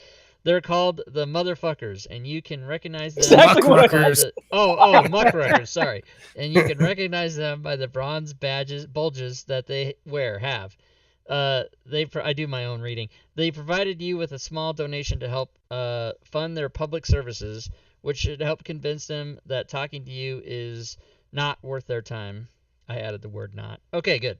Let's do it. So that small donation is a sack of 35 silver pieces, which I've added into the parcel coins in the party sheet. So Okay. you have kind of a bag of 35 silver pieces. I mean, this we've only gotten through one. This is an obvious break-in point, given we'd break in like 8 minutes otherwise, since let's do we'll that. probably go to 3 All right, hours. So you guys sounds want to break? Okay.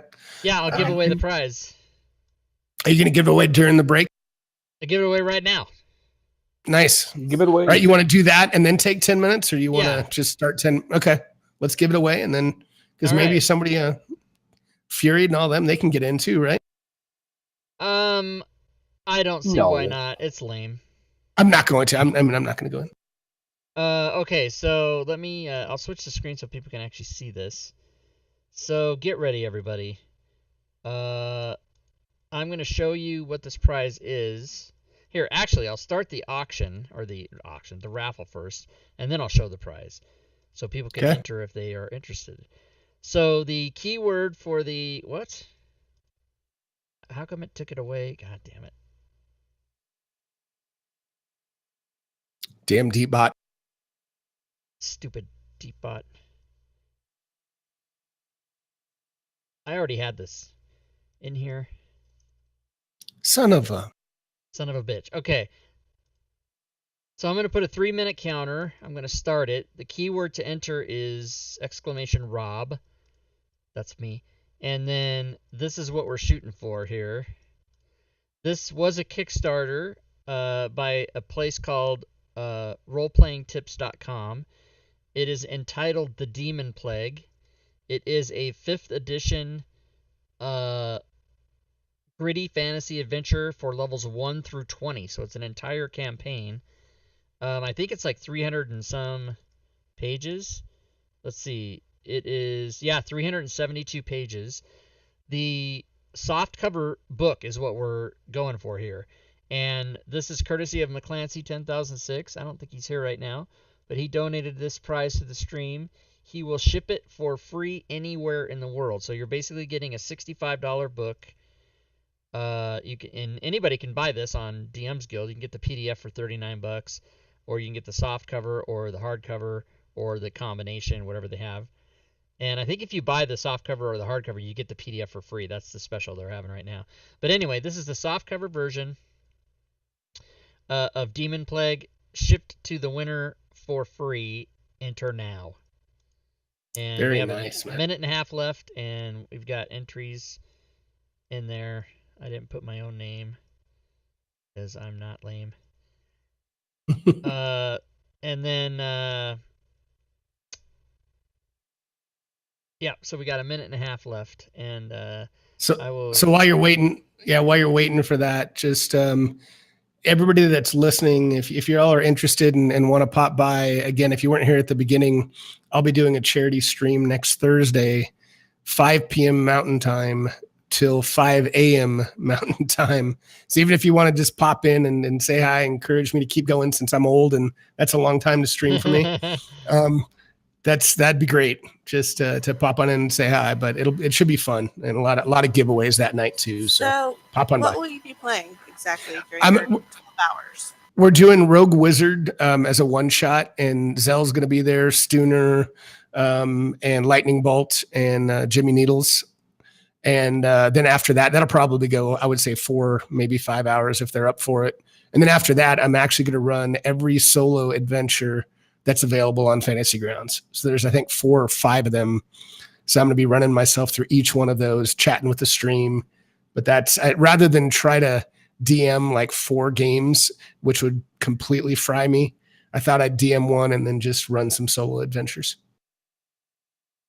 All right, last couple seconds. !Rob gets you in the contest. Do it. Who's going to be the winner? It's going to be Shad. It's going to be Shadzar. He didn't enter, I don't think.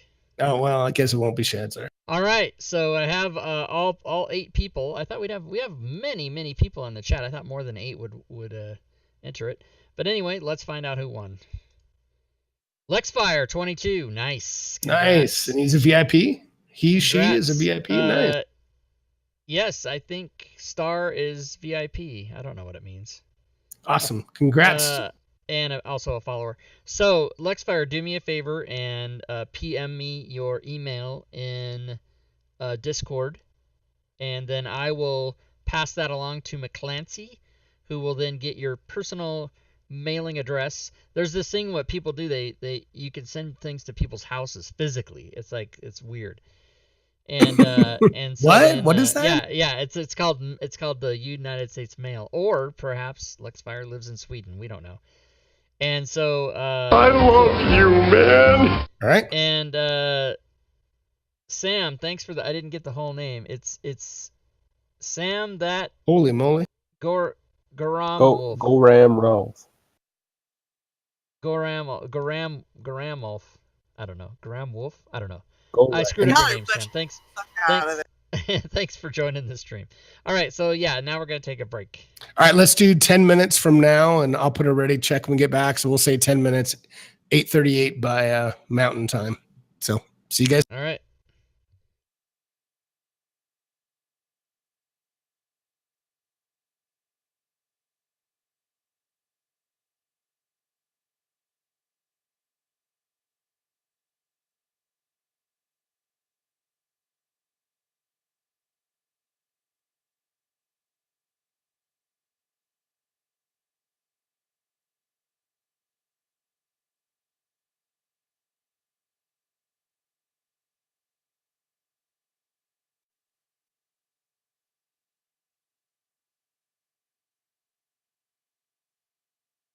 Or I could put this one. But this screen doesn't have the slides. Also doesn't have a timer.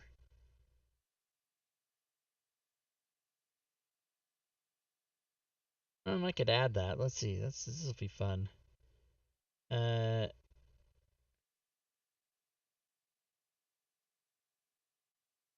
Is that an image? Is it?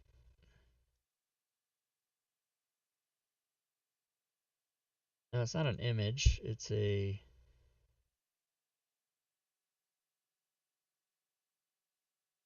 It's not a browser thing. What is it? Let's go find out. I don't know. Does everybody like that? That black box is the chat. So I think if people type stuff in the chat, it'll come in there.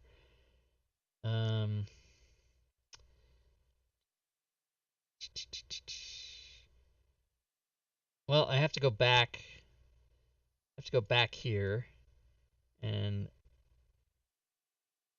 clock small. That is just a text file. I guess it's a text file.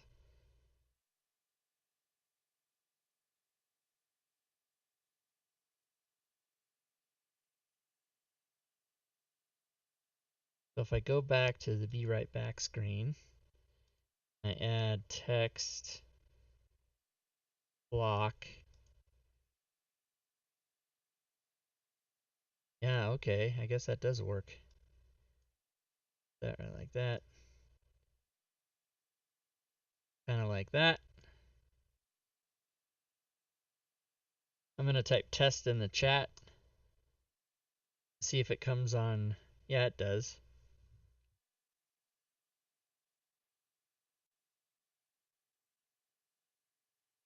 It's not really that readable. Wow, that sucks. You can't read that on the fucking. Oh yeah, see, this is just an experiment. But I do like the way that looks.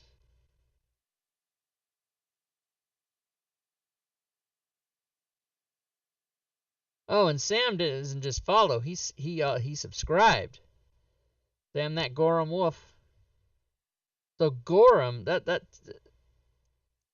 is that the word for An Italian mobster's girlfriend, or that's Gamo? That's Gamora. That's a different word. Yeah, that text doesn't thrill me. That the way they have that for stream, and these are predetermined things that I just have. I'm trying these out for new. I'll show you guys what they look like. If I can get this thing to go up. OBS is not the most friendly. Let's see. In game would look something like this. What are you talking about? What's going on, Rob? And I'm talking What's about that? the stream things. What's that? Oh, she's asking me what am I talking about on stream. Oh, gotcha. So there's what you talking about, Willis? Starting soon, and see it's an automatic hour countdown. I'm for not when listening to the when stream. I click on it. So then that's a weird thing, and then this is if I just am talking like, "What's up, everybody?" And it's got a I like your overlay is. Did you just got that from Stream Elements? Yeah, and I'm telling the stream that I'm experimenting with them, but they're all jacked in certain ways. Like the text for the Twitch chat is like it's unreadable. Like it's just black, and then you can't read what's in there. I hate and that. Something like when I took it away, it emptied out the chat. So now it's only going to put the chat in that is there after I go back to that screen. Now I can undo the thing where it leaves it in there, but then I've got the problem with the whole OBS sucking up my CPU and all this other shit. So I don't know. So is it supposed to be in that purple box? Yeah, so like it's there, and there's some in there now. Oh, I don't see any. Oh, there we go. I just saw one. But you can't even read it. So yeah, I don't know. I really like the purple Starfield, the purple color of my logo's purple, so I like that whole setup. But the cat color, the text color. Well, I can't. I mean, I don't. I mean, I can, but yeah. So anyway, this is actually just like turning it on for the first time for me. I haven't done any work on it. I changed. The only thing I did is I changed all the things so that they're the correct. Facebook, Discord, Instagram, blah blah blah. Those are all correct. But I didn't change any colors. All I did. This is basically in its raw form, except I added the clock and the bitbox. That's it. That's how it looks. And so nice. there's 5 screens. There's in-game, be right back, end of stream, start scene, and then like talk scene if I just want to be just here by myself like this. Hey, what's up, everybody? Like that. Oh, I need to do that while I'm waiting. Oh, hold on. Damn it. So, but I haven't left my chair yet. Let me go get a Diet Coke. I'll be back.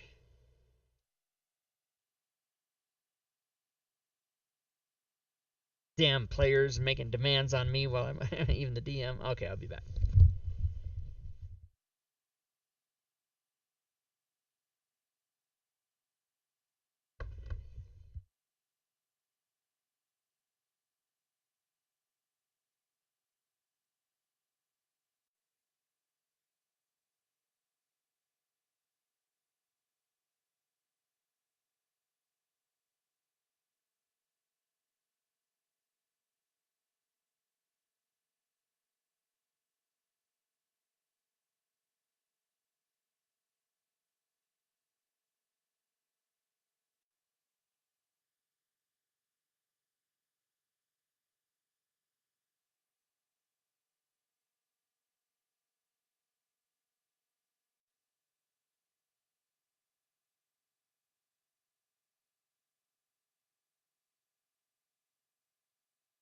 Oh.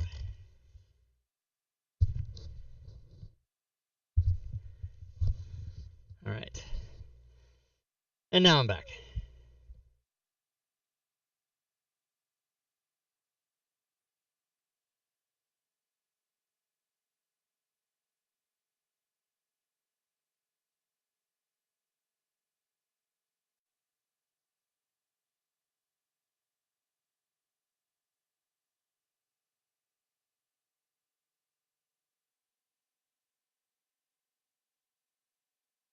All right, Rob, let us know when you're back.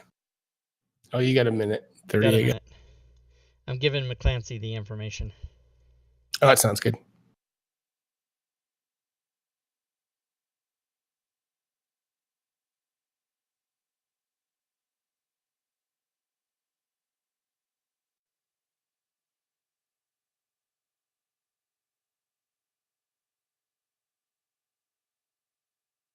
Okay, so I gave him that. Oh, for the person who won. Yeah, I gave. He already gave me. Lexfire already emailed or PM me, so I gave him the information. What do we have? Do we have the ready check? What's going on? Anything? Yeah, we're all done. Everybody except I think you're the only one that didn't respond. So I know. I don't have it on my screen. Probably because I closed it since everybody else had responded. So I wonder if it pops it up. So yeah, we can wait until the stream's ready or whatever. That's fine. I'll switch it back and we can get going here. Okay. Let's do it.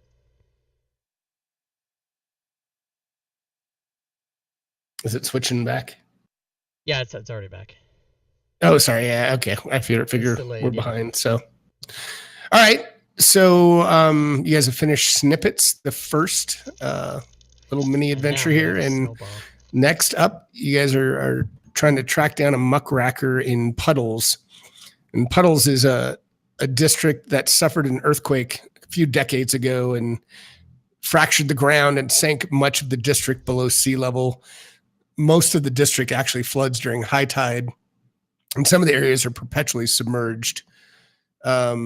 So it's kind of an area that's underfunded and plagued with flooding and high crime. Wait. So we can say the area is constantly full of puddles? You could say that if you'd like. Yes, you could. Sorry, I'll go home. I'm so sorry. That was good. I like it. All right. So after a few minutes of searching, you come across a guard that's in the middle of a job. And wait, what kind of job is he doing? Like guard duty job, or is he doing some other job?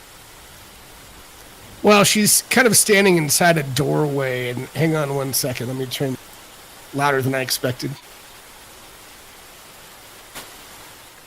There we go.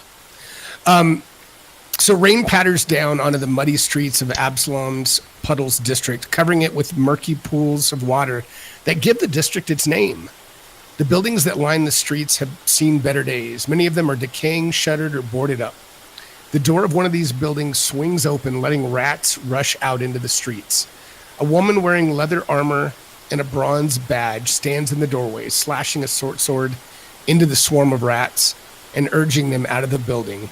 On her forearm, a tattoo of a dog animates and snarls. A tattoo animates. What the hell? It does. That seems magic-y to me. So we gotta kill her. That means we have to kill her right away. So she kind of finishes what she's doing. She kind of looks up and notices you, and she says, "Do you need something? As you can see, I'm busy. Can't have vermin chewing through our food stores. And this isn't even the first swarm of rats I've dealt with today. They've been everywhere lately. Can I help you?" So I'll lean over and whisper to Fumbus. I think that's one of those motherfuckers you were talking about. She has that bronze back. Yeah. Let's deal with it. They're actually called muckruckers. Yes. Thank you, Joe. Oh, I already did that. Did that twice. No, she did it on purpose. Why you gotta ruin my fun? Goddamn I'm not. I'm playing along with you. I'm just saying, correcting you out loud in front of everyone.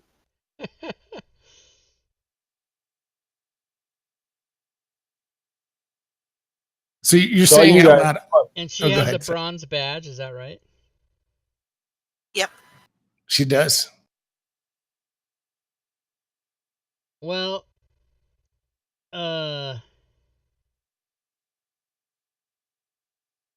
I'll ask her, are there problems with your services, or is that just routine for you to make donations to get people to help you? What? She says the same thing. What?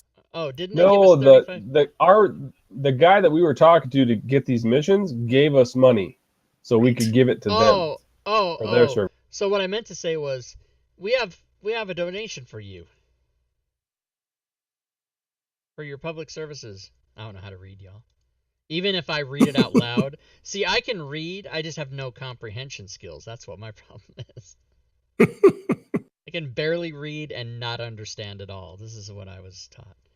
So I A say winning that. combo.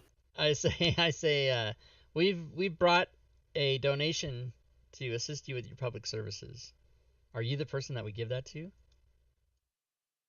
She immediately smiles broadly and says, "Oh, yes, thank you for the donation. What is it that I can help you with? What information can I provide?"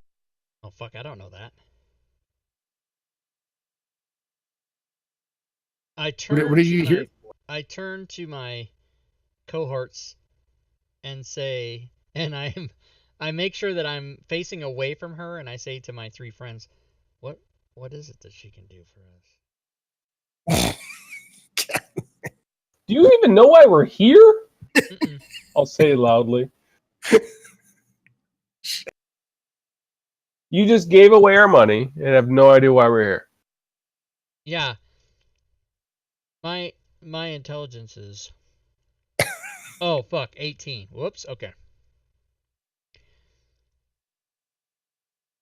She said, Well, did you come here last time looking I for checked, information? we are definitely looking for the Rose Street killer, or any information about it. Yeah, and if you say that to her, she says, "Oh, the killings, the killings. Yes. A few days back, I received a report from a local named Dahlia, and she told me that one of her friends had gone missing. And with the current vermin problem, as you can tell here, with me trying to get rid of all these rats that are going through all of these buildings with the flooding, it's horrible. People are living in squalor. We don't have time to do a full investigation without more evidence as to what really is happening. But I would tell you, if you head towards the Frog's Tongue, the tavern where Dahlia works as a cook, you might be able to get some more information there. That's where I would start." The Frog's Tongue, how far away is that? It's not far at all. It's in this district, so it's a mere 15-minute walk. Okay. Do we really give her 35 gold for that information? You sure as hell. Silver. Silver. So Okay. yes, you did. Hey, thanks. Thanks. All right. So you guys head towards the Frog's Tongue. Yeah. All right. That seems like a good lead. All right. So you guys walk for about 10-15 minutes, and you come towards an area, and you see that this area that looks like it might be the Frog's Tongue. It embraces water that just floods all of this puddles area, and the first floor of the building looks like it was pretty well wet and completely obliterated. So give me 1 second to share something with you if I can. This is a cool little map, even though it's not like finely detailed. It's still pretty cool. Oh, stand by.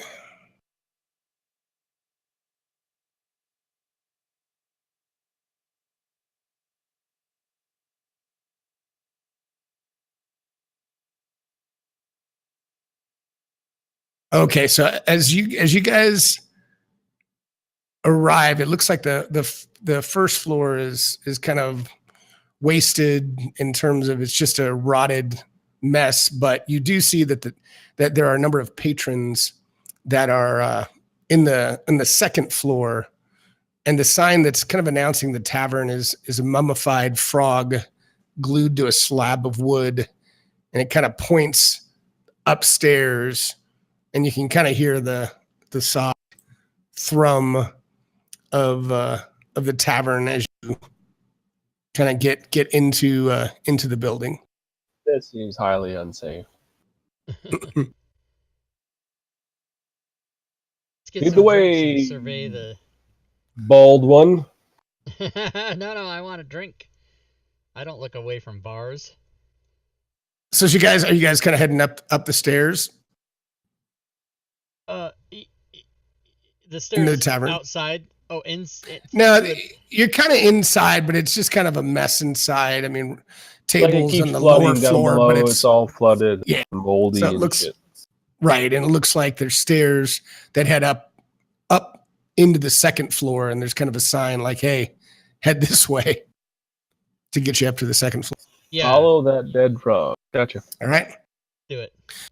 So as you guys as you climb the stairs, and it's progressively getting drier and drier as you head up the stairs, and you get up into the into the second floor, and the door to the kitchen is open, and you can see a number of folks that are kind of having their drinks and eating, and you see who you think is Dahlia frying fish in a skillet in the kitchen. I heard somebody burp. Yeah. Okay. Is there like an open spot? Yeah, there's a couple tables that are sit? absolutely. So I'd say we pull up a seat and order some food. It's Yeah. due time for eating it. All right. So Dahlia kind of finishes what she's doing, and she comes up and approaches you and says, "Can I help you? Can I help you? What is it you'd like here?" Some lunch. Excellent. Well, I was just frying up some fish. I can provide that to you if that works for you. Or we have some great frog's leg soup if you'd like that. Yeah, if it fills the hole. Smells delicious. Excellent. Be right back. So she goes back into the kitchen. Go ahead. If I can throw it down my throat, then yeah, that's what I want. All right. So she comes back with some pan-fried fish and a couple bowls of frog leg soup, and puts it down and says, I haven't seen you all here before, and what is it that brings you here? Fumbus is looking for a Dahlia. Is that her name? That would be me. Who's Fumbus? Which one of you is Fumbus? I'm Fumbus. I stand up. I put my hand in the air and I stand up. She says, "Did you really stand up? You're pretty short." Hey, I'm a goblin. What do you expect? At least I don't need a haircut. And what is it you're here to see me about? Then I look to my party and go, Jesus. What is it again? Because I can't remember. We heard your friend was taken. Yeah, we're looking for our friend, and also we want to know who's doing all the killing. We have to stop that. She pauses. She says, "Oh, so thank the gods, the muckruckers must have decided to send someone after all. As I was telling the badge lady with the dog tattoo, it's not like Justerian to not show up for work. He's a cook here with me, see, and he loves his job. He'd been a slave for years, and with all that slavery, isn't on the up and up anymore. He finally had a chance to pull his life back together. Puddles ain't the best place for that, but he was managing just fine. He kept talking about how he was worried that one of those underground slavers was going to come snatch him back. I thought it was just talk, but now I'm worried."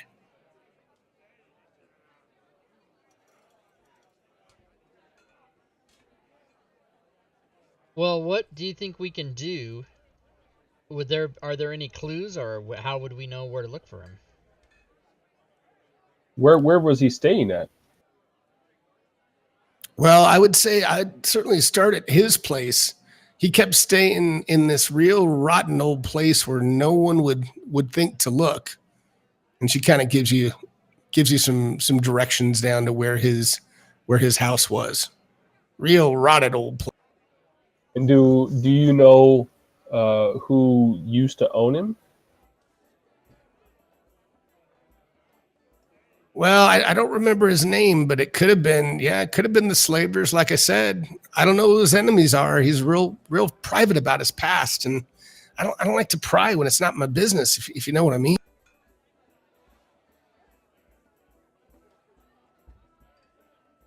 In any way you can point us into the direction of where he resided? Sounds like it's Absolutely. a bit out of the And way. she kind of gives you some general directions. Not that far from here, still in the district, and she gives you directions to where his place is. All right. Well, we'll start there, and we'll see if we can't First, locate. we eat. Oh yes, we do. Yes, need to eat. please eat. Sustenance. It's on the house. What's the bill come to? Oh, whoops. The goblins got it. Damn it. Yeah, I have 35 gold or 35 silver. No, you, and then I start No, you patting don't anymore. yeah, and then I say, "Oh, well." let me just get this right. We gave the gal with the dog tattoo 35 silver to tell us to come do a job that she knew about already. She took that money. We need to talk to her. Jeez. You didn't necessarily have to give it. You gave it at your own free will. Just saying. No, don't give goblin money. Gotcha. Don't give the She goblin says, cash. That's a bad idea. Yeah, exactly. She says, "Well, I mean, if you'll go check out, and I'm really worried about him. If you'll go do that, this meal's on the house. Just all right. Don't tell folk around here that I'm used to. I don't like to give things away, but you look like a good set of folks, and I hope you can find him." Well, in that case, I'll take a second helping. Excellent. All right. She comes back with some more and fills your plates. So people give us free food just on the idea that we might go look up on a friend? Might. I definitely promise to do that, and we'll follow it through. Yes. And we haven't let you kill anyone here yet, so right? I think we're nice. That is true. I haven't You're gonna end up yet. Picking a fight you can't win. I could win any fight. I ain't scared. No, it's not scared. It's skill. Occur. All right. Excellent. So you guys head down. Just give me a do some stuff and do this stuff and that stuff. Like this and like that and like this, yo. I know. That's right.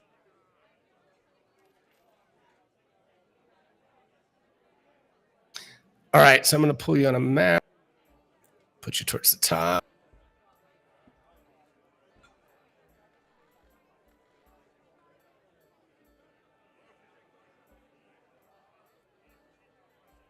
Squares are driving me nuts. Okay, here we go. Here we go. Do that. Rob, did you want to take that health thing? It's a bit of an alchemical type. Okay. Plus, you're small. Okay. And this is all a level 1 adventure, right? We don't level up or anything. Yeah, that's right. All right, so as you guys get towards this house, let me make sure this is the right place here. Yes, it is. So as you get down here, it's just full of murky water and mud as you're trudging up to this. And I'm going to open this for a second. You're not going to see a whole lot. Just give me a minute. By the way, if anybody else wants a minor elixir of life, after having taken that one, I now have 3. So if anybody wants one, yeah, I'll put it back. Because I didn't realize I had 2 already. You son of a.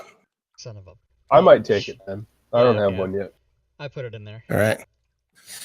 So as you approach this manor, only weeds surround this once majestic manor house, which now leans slightly to the west, sinking into the muck. The first floor is flooded and its front door hangs open. 2 staircases lead up to the second floor, their steps riddled with small holes. So it's a little bit, the reason I kind of put you guys up the top here, it's a little bit theater of the mind where I can't show you. There's not really a first floor to show. What I'm kind of showing you is you can go, if you go inside, you can either go up a set of stairs from inside the building or on this side, either way. but there's steps that kind of once you get into the floor, it's just the first level is just floodwater, mold, decaying furnishings, and then you have stairs on either end that go up to the second floor.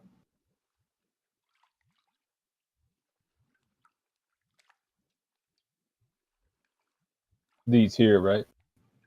Those actually just go into the building, and then once you're kind of into the building, which is some of the gray area, kind of come inside. Yeah, exactly. Then you'd be going up to those stairs there. Yep. Thanks.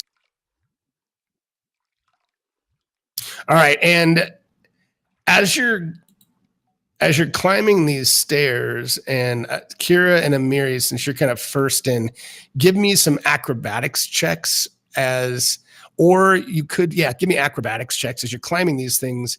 They're very kind of weak and slippery, and they're kind of hard to get up. So give me an acrobatics check in the tower. You said hard to get up. Hard, yep. Da-da-da-da-da-da-da.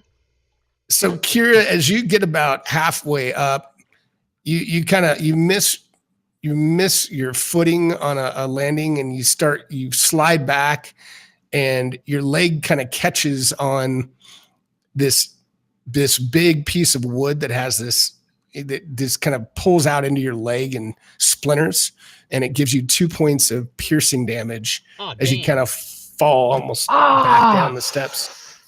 I know what you're doing. That there looks like it might be infected. No, I'm just kidding. Might as well start digging your grave. Smells of almonds. Oh no. All right, open this. Hold on. That thing back in the Middle Ages, Dark Ages, you get a splinter, you might as well start digging your grave because they don't know how to fix it. Infections were very big at that. Yeah, you're right. Infections were a very big deal. And Amiri, you were okay. You kind of were tripping, but you made it up okay, or at least you're making it up. Son of a... Hey guys, we're up here. Watch out, it's slippery and pokey thing. Don't get hurt. Okay, I'm gonna watch out. Yeah. I'm gonna try to follow. And it's what's the situation on dark vision for you guys? Because it's pretty kind of murky and dark and dim in here. Oh, I'll light up a torch if it's dark. I got nothing. Okay. I have dark vision. I got low light. Oh wait, I have light.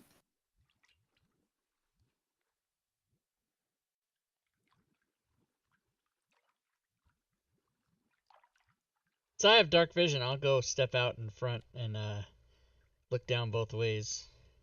Look both ways. Right, and I'm assuming you heard them and you were cautious on your way up. Yeah, yes. I'm trying. I heard somebody like, so I'm watching my footing. Nice. And then I have a light spell, so I'll I don't know. I've got like a rock from my sling, and I'll use that as light. Okay. All right. So, I mean, it's kind of again, it's pretty run down. There's hallway. It looks like there's some doors below you that you can't.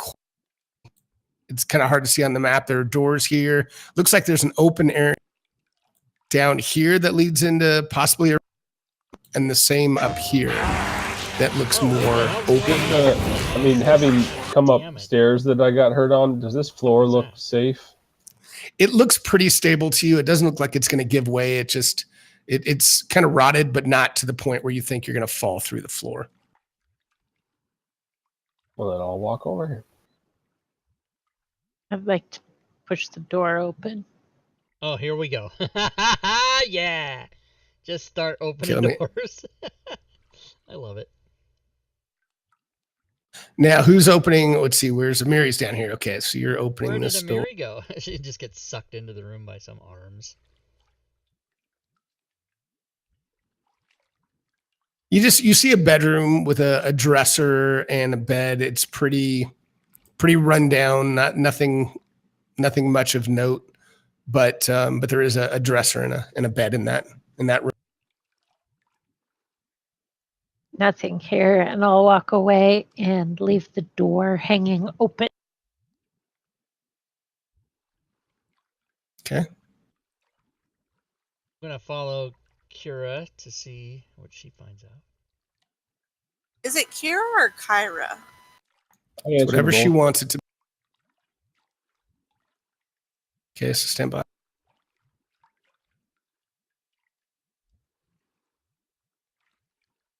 Kyra makes more sense grammatically. I just chose Kira because it seems a little bit more pretentious. I could. Oh, I'm that kind of guy. Gotcha. Well, you do have your hair covering one eye, so you know. So as you guys are, there's kind of a, looks like there's a stairwell that goes up into the attic in that. And the floor near the stairs, and Kira, I guess with that light source, you can probably just make it out. It looks like there's several blood stains kind of right at the foot of these stairs in the room over here. Yeah, let me open the bottom. I was focused. Was there another door over this way? Was that? There was. Yep. Oh. There was. You walked away with the light, so I thought I'd come that way too. No problem. So yeah, so it looks like there's some, yeah, where my arrow is, there's some blood stains, and there also even looks like there's a wooden club kind of at the base of these stairs. Okay. What'd you find, Kara? There's some stairs with some blood and a club, but look down here. There's a bedroom. It's massive. There is a massive bedroom. So which way are we? Are we headed in one of the ways, or neither way, or what are we doing? I'll go around the corner into the bedroom to see if I see anything. And give me, as you do that. Okay. Give me a perception check, please. Yes. Is there a difference between the skill perception and then on my front page it says dark vision perception? Is there a difference between those?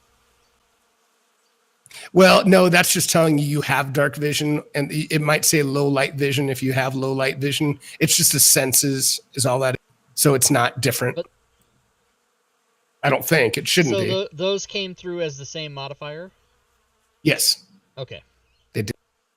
So which one do you want to use? No, I'm just kidding. No, I used the first one. But I think maybe that's just a thing where it's easier to get to on, you don't have to go search your skills page, and it's a I like that or something. Yeah. Probably. So I'm going to open this a little bit more since you're now in here. And also, I was going to say this earlier, but I'll say it now. I'm going to be intently listening because we're searching for a person, and if it's otherwise quiet, we might hear footsteps or muffling, and I'm going to assume that, of course, this place is abandoned and it's just the guy we're looking for, which I'll be wrong about, but that's what I assume. Right. Hold on. I need to do one other thing. Okay. So as you step into the room, Fumbus, what you did not see as you're trying to look intently, but you must have been distracted a bit. But what you now see, and everyone can roll initiative, as this ooze just kind of materializes from the rotting floor. And you can kind of tell this whole floor is really thick and wet. But this thing emerges from the ground, and it immediately shoots out a nasty filth wave at you. And then we'll do the initiative. But what it does first, does a nasty attack. Give me one second. I refuse. You refuse? I refuse the attack. I say no. I think all right, I'm targeting it for some reason. I think if all right, I need to get on it. 1 second. There we go.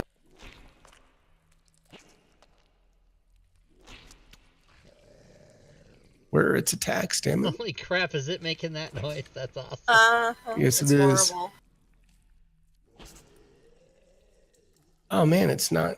I thought it's coded. This ooze has a growl. That makes me more worried than I would normally be. Well, give me. I don't know why it's. I thought it was coded already, but I might need to go back and fix this. But give me a reflex save if you. A reflex save. Okay. Where the fuck is that? Oh, here we go. Fortitude reflex. Okay, here we go. Yeah. And you make it. So you take no damage from that. You Wow. goddamn right I don't. All right. So then we're at, and then as the yeah. So that's what you see. Did it go over and your we're at head? the top of the. Must have. You son of a bitch. I yell out a little help. All right. So, Mauricio, you are first act.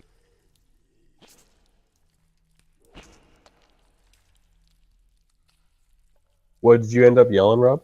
I yelled a little help. Oh, okay. Oh, yeah. Oh, wait, I can even roll initiative. So hold on, I might not. Oh, 27. You're right. I forgot about that. So, Kira is first act.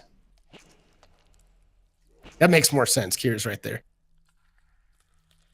I'm gonna come down over to this way, and I've got that rock, whatever the light spell thing. So I'm gonna grab my sling and shoot it.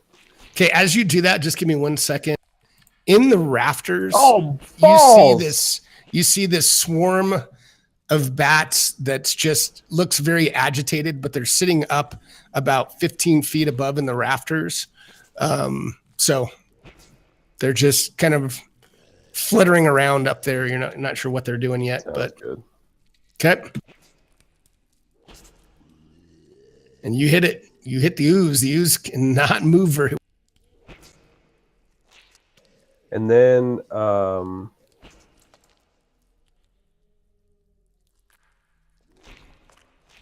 that's. Are we gonna say that we? It... Oh, sorry. Go ahead. Say again. I was just gonna say, are we gonna say that we had weapons out or no? I didn't. I grabbed my sling, so I moved, grabbed my sling, and shot, and those are my 3 moves.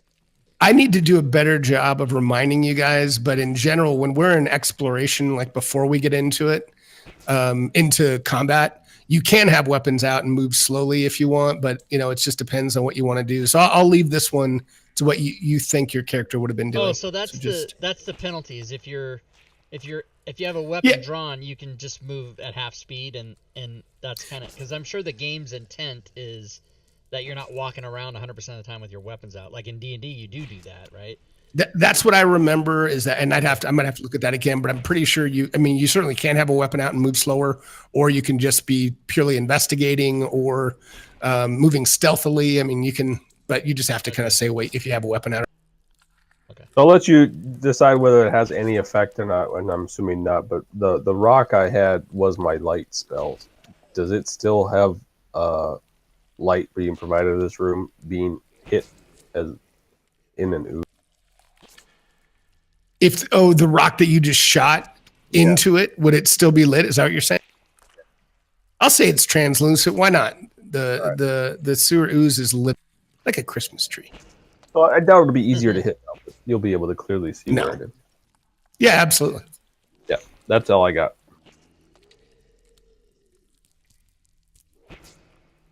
All right, Mauricio, you hear some shit. That's right, everybody. It's Christmas season. That's what the music What you get. color is this ooze, by the way? It's like a pearly white with a little bit of purple. I don't know. It's gross. It's kind of like a grayish, but it's got some light now that's emanating from this bullet that hit it. And to follow up that it's purplish and veiny. Yeah, that's totally what I thought. I wasn't going that direction, damn it. Oh yeah, that's what I thought I was gonna hurt for sure. It's funny now. It's the ooze is lit up from the inside with this right with this light. It looks like a giant silicone. Shit. Oh my god.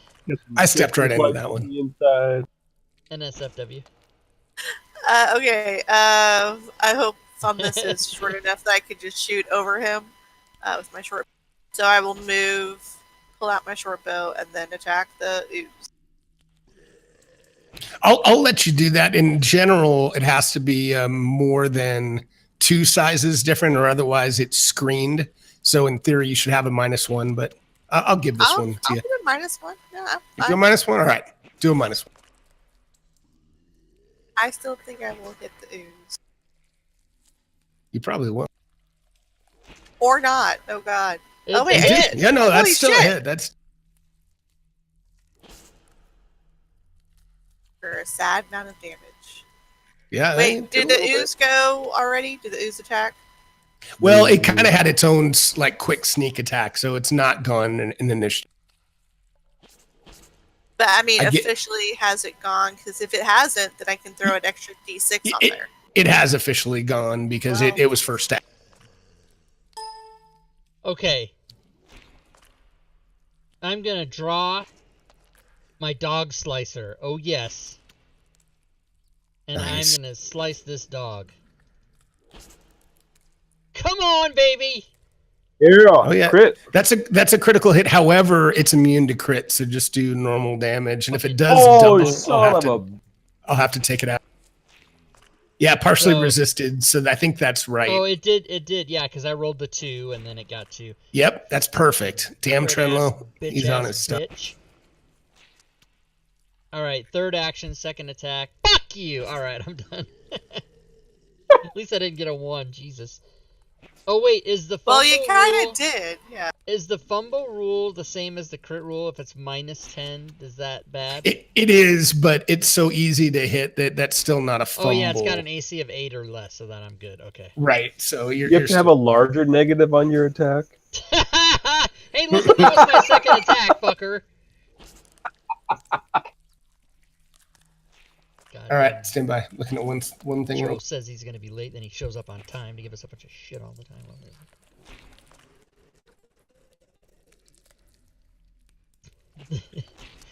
Yeah, I'm really don't laugh sorry. at All right, Don't so laugh at the that, bat goddamn. swarm. The bat swarm flies down and attacks Kira, Ice cream. and it's kind of in your space, Kira, with you. Ice cream. What'd you say? He said ice cream. Just real calm, like. It bites and it misses, so it flew, it bit, so now it's going to do a. Hold on one second. So it's got to take its minus. It'll attack again. Oh, damn. 19, but with its -5. Why did it have -5? Oh, yeah, because it has 0. No, I know, but I still didn't think it'd be, I thought it'd be a 0. Trying to kill me, man. Right? And as it does that, it knocks some shit Don't play these sounds. off the ceiling, and it splashes from the floor that's coated with this acid now from this sewer ooze. So this floor actually, does it do any damage? One second.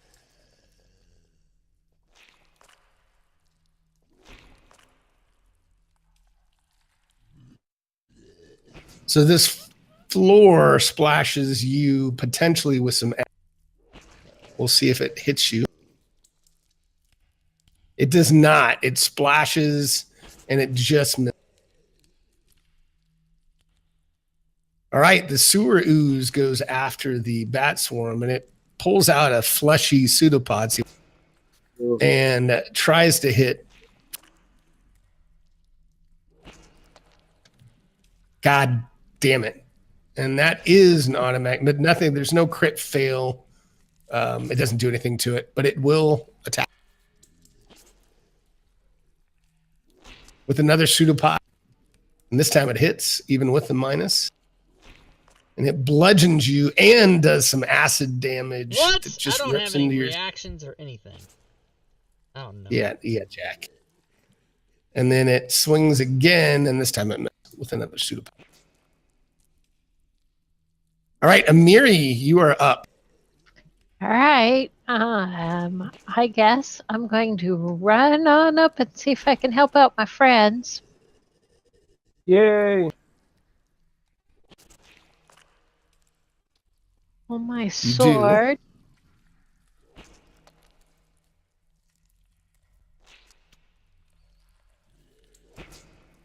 I will take a swing.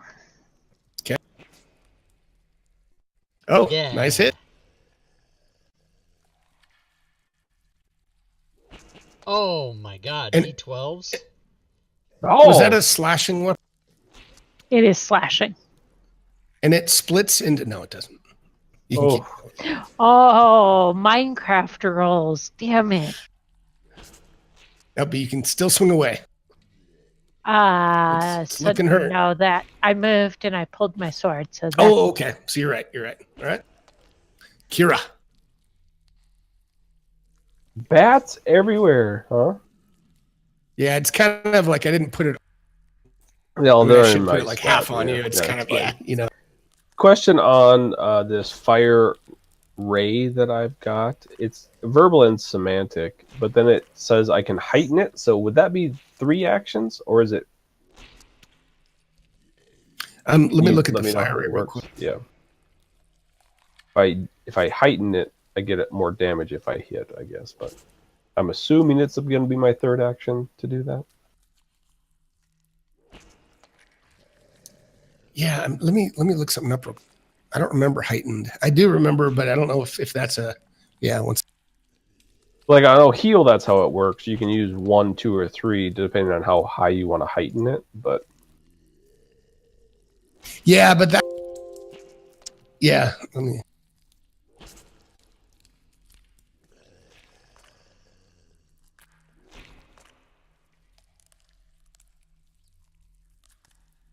Because I think that's a +1 to the level is why I'm looking this up real quick. I think heightening... oh, Because I think the other one, like you said, the heal is definitely... That's Work. just 3 different actions.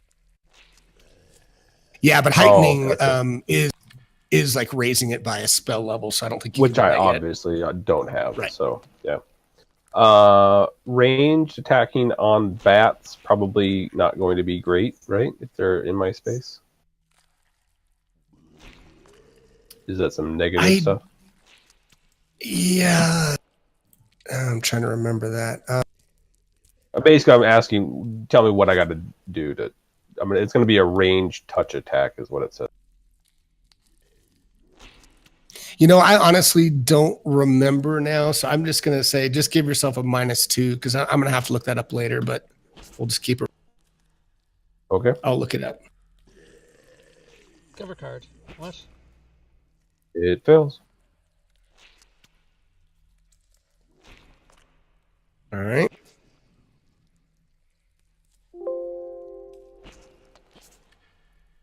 Anything else?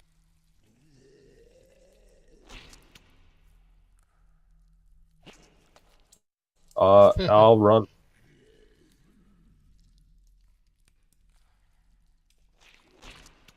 Is there op shots in this game? Can be. There are, but only fighters have it as a class feature, and some okay. monsters will have it, but the bat swarm did not. So you can usually run away without worrying about it. Got it. It depends. Yeah, it depends. But yep, in this case, you're good. All right, Marie Seal. So I'm going to switch weapons, and instead of shooting my bow, I'm going to throw daggers instead, because I can potentially do more damage that way. Okay, it'll take one of your actions, but yeah, that's fine. Okay. It's a switch. So 1 action to throw a dagger with a -. What'd you say with a minus what? Oh, gotcha. Yep, -1 yep. because of somebody doesn't want to move. Definitely hit. It's looking pretty worse for the wear. And for my 3rd action, I will do another throw. Now, does the modifier change since I'm using, since I'm doing it again, or is it still going to be -? Now, is yours? Let me look something in your character real quick. Okay. Dagger. No, it should be coded right. No, it shouldn't change anything other than it'll just be if this was your 2nd attack, it's just going to be the 0 modifier. That's all.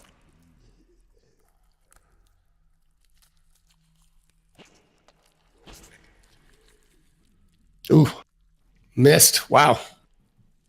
Okay, that's fine. It's hard. All right. Fumbus. All right, I'm gonna do. I heard about this thing called advantage, so I'm gonna move around. I'm gonna get flanking, making him flat-footed, which does what? You get +2 to hit. Okay. So I'll put a 2 in the modifier box, and I'll use my dog slicer. That's it. That's right. Excellent. I'm gonna do it again. Yeah. Oh yeah. Critical on a 14. I love it. Oh, yeah. Look at that. All right, and I'm gonna do it one more time, except I moved, so never mind. Cheating bastard. I tried to cheat. All right. He tried. Got excited. Yeah, so this I got guy excited. comes over here, flies Oh, down yeah. to Mauricio. Mauricio, What's there's that? bats.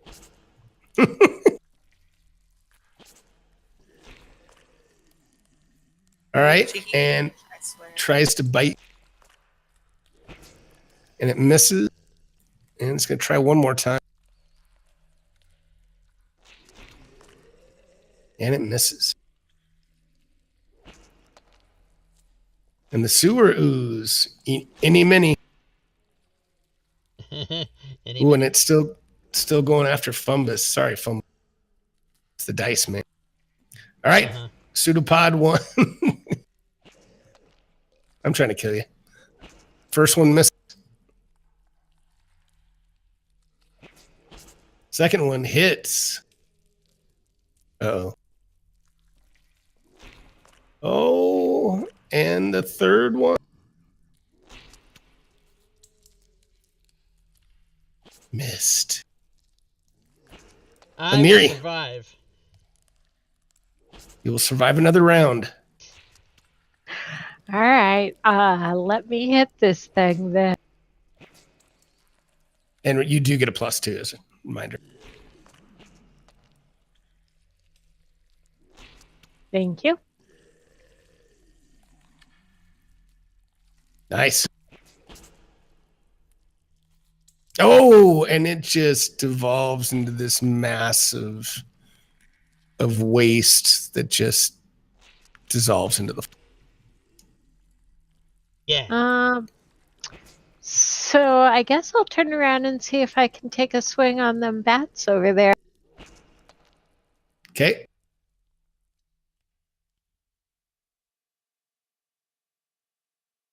And you can. They're all over Mauricio.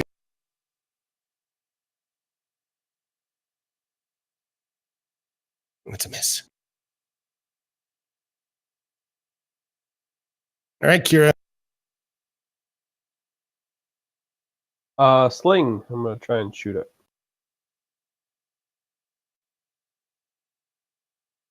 Ooh, miss. And again.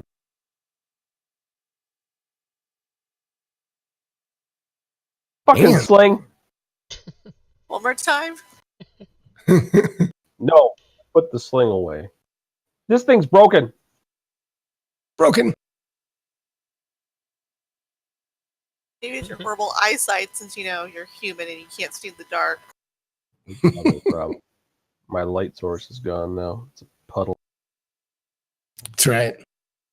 All right, so I'm gonna pull out my rapier and take a swing at these bats.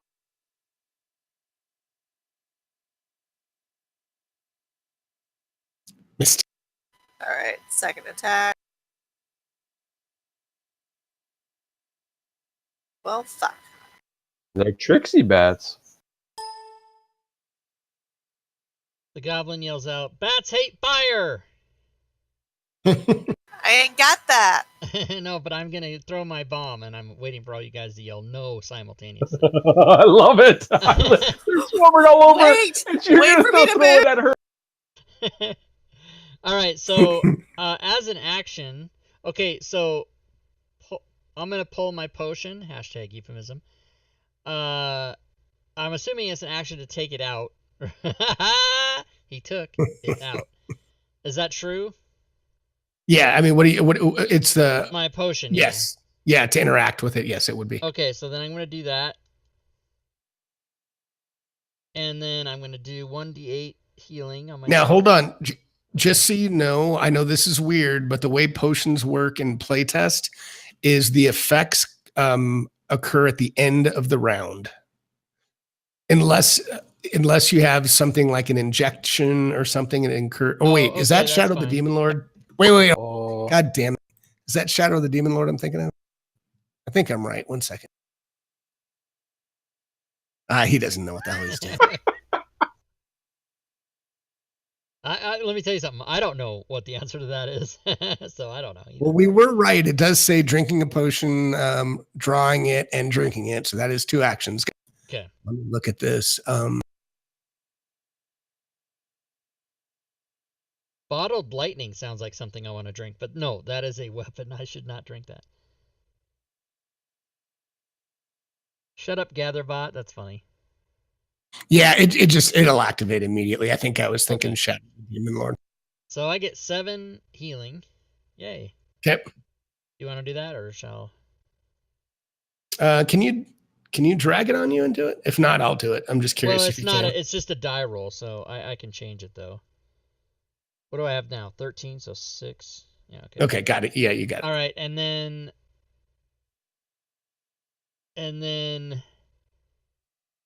that is 2 actions, so I can't attack the bats anyway, so I'll just move a little bit closer and be done.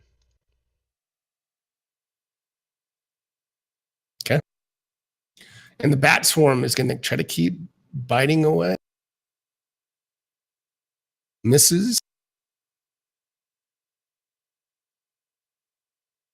Second bite, missed. And the third bite. Misses. Amiri.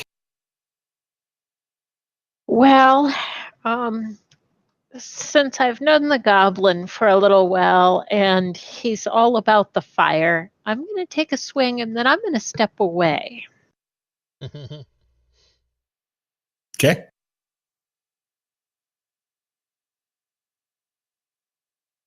Oh, you do hit.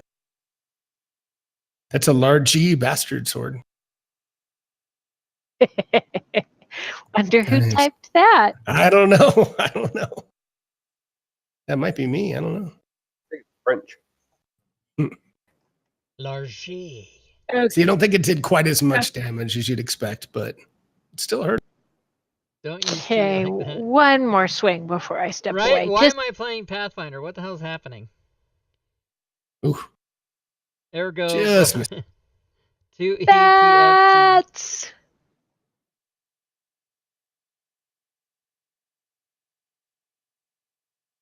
They haven't hit anything yet, have they? No. I don't think. Okay. Didn't they hit Kyra? Kira? They didn't hit me.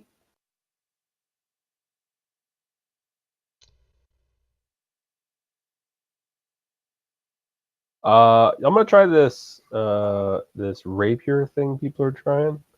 Okay. So I'm gonna run up this way and grab my rapier, run over there, swing. Okay. Wait, from behind me?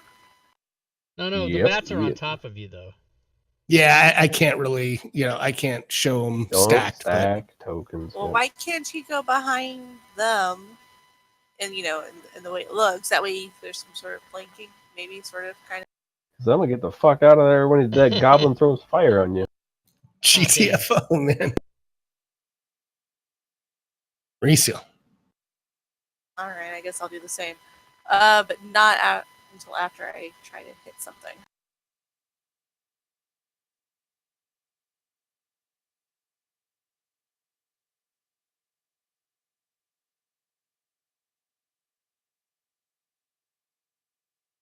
Oh, damn. Don't even need the fucking fire, guys. You just slice through like 5 bats as the rest of them GTFO. You kill them. I still want my turn. No, I'm just yeah, go ahead. You Oh, I didn't shit. pass my turn. I can move. You can't get Throw away the from fire! me! Fire! No, I didn't even take it out. All right. Nice. So we're out of combat now. Yes, you are. All right. So we got rid of this people, and it looks like everybody's. Well, maybe it wasn't the original intent, but everybody's running toward the stairs. So I get scared and say I have to go follow them. Yeah, I'm gonna light a another sling ammo thing, rock. Yeah, I want to pick And up then my there was some dagger. blood in this room, I think. Yeah, I mean, yeah, there is some blood towards the stairs, and actually, what looked like a wooden club in here. So now that you're in here, in this room, and you guys kind of are out of combat, you definitely see a number of different things. You see the blood stains, kind of that seem to be leading up the stairs to a staircase. You also see a wooden club that's kind of got blood stains that's in this square right here. And you notice that there's even, or I don't know, is anybody looking at the club or? Yeah, I was gonna do the search action. No, seek action. Okay. So I'm Okay. looking for signs of unseen hidden objects. Just a general search of the area. Yeah. Okay. And as you're doing that, you see strands of hair that are still stuck to the wooden club. And if you could give me either a medicine or a religion check as you're looking at this.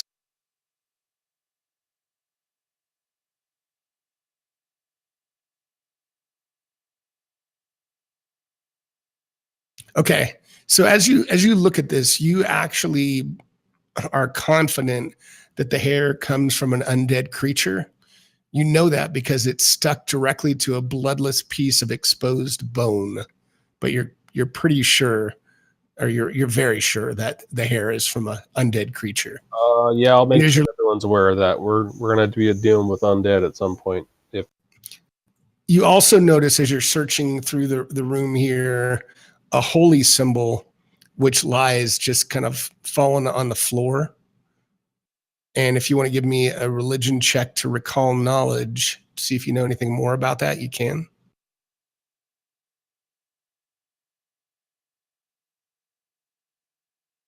So you recognize that this religious symbol represents the goddess Milani, not Alyssa Milano, but Milani. And she is the goddess of hope, devotion, and upright. I'll pocket that if I can, but it belongs to someone. Someone's gonna want this. And so the club, if possible. Yeah, you can certainly do that. And if you can't grab a club, I can find one for you unless you can grab it. Okay. And you guys are also like hovering all around the air up here, or in the room are all kinds of different insects. And they're kind of flying around. And if anyone knows nature well, you can try a nature check to identify them more.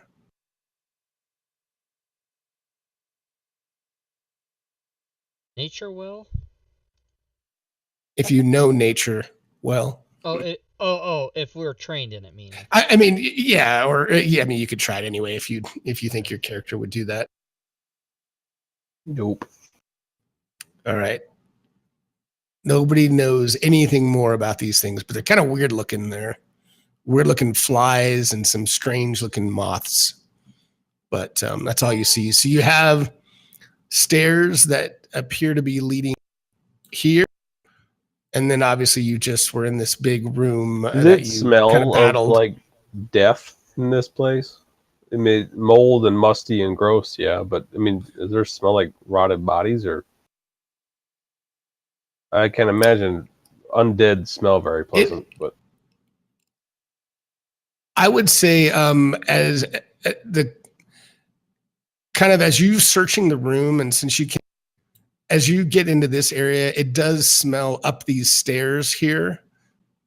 Smells of kind of more rotted death and flesh, Gotcha. kind of decaying flesh. Do you want to check anything else down here first, or do you want to just follow this trail up? I say, Yeah, let's open up all the doors. oh, Okay, I'll stand here with my light, and you can go check doors. Yeah, that's fine. I can see in the dark. Yeah. I thought. Okay, you open this, just opens into another kind of rotted, decaying room, but nothing much else of note. And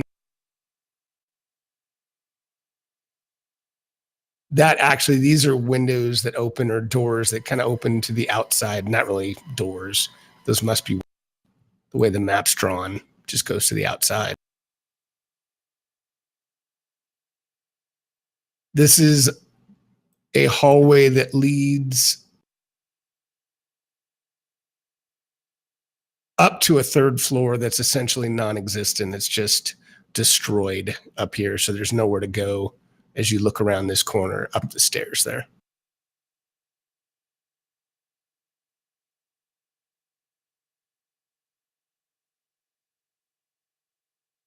And then, Rob, was that jelly thing high? Like, was there anything in that big room down there? we never looked. We killed shit and got the fuck out of there. We didn't look. I'll go in there and search around a minute. Same thing, Mauricio, as you look in here, there's nothing of note, just another room with a bed and a desk. What looks to be a TV up here. No, I don't know what that is. Okay. The TV. So as you, don't look at shift, stop holding shift. So as you're checking around this room, you do see a wooden trunk that's kind of half hidden underneath the bed right in front of you. Okay. I will pull it out and say trunk, and then I'll immediately open it.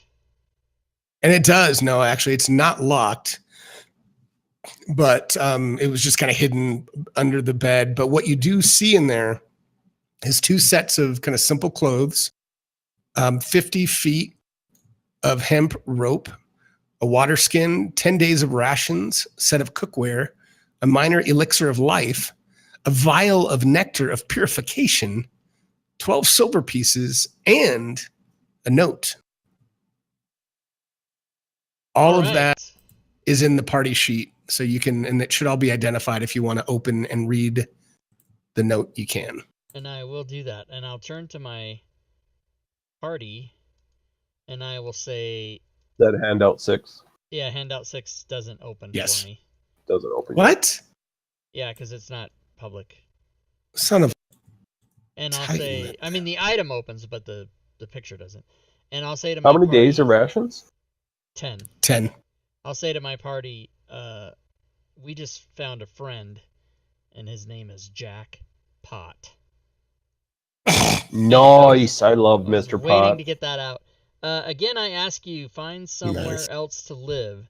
You don't need to live in squalor, not when you have friends who can help you find a safer home.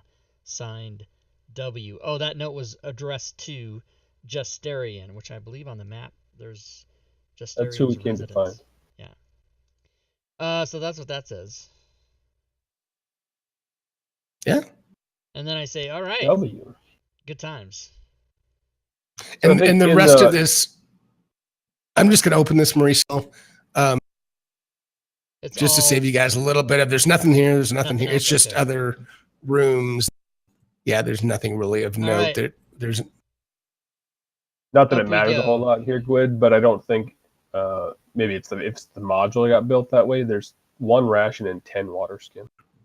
Oh, God damn it. I wonder who converted this. Who the Me? hell converted? Oh, No, I have to make a note of that because I need to fix that. Yeah, thank you for pointing that out. Let me make a little note to myself. Resubmit it. And then I will, if no one objects, we'll take that nectar of purification. oh yeah, we're gonna take it. Take it. You can take it on your sheet. And I'll take that minor elixir of life since I don't have one. Unless, Zell, do you have one?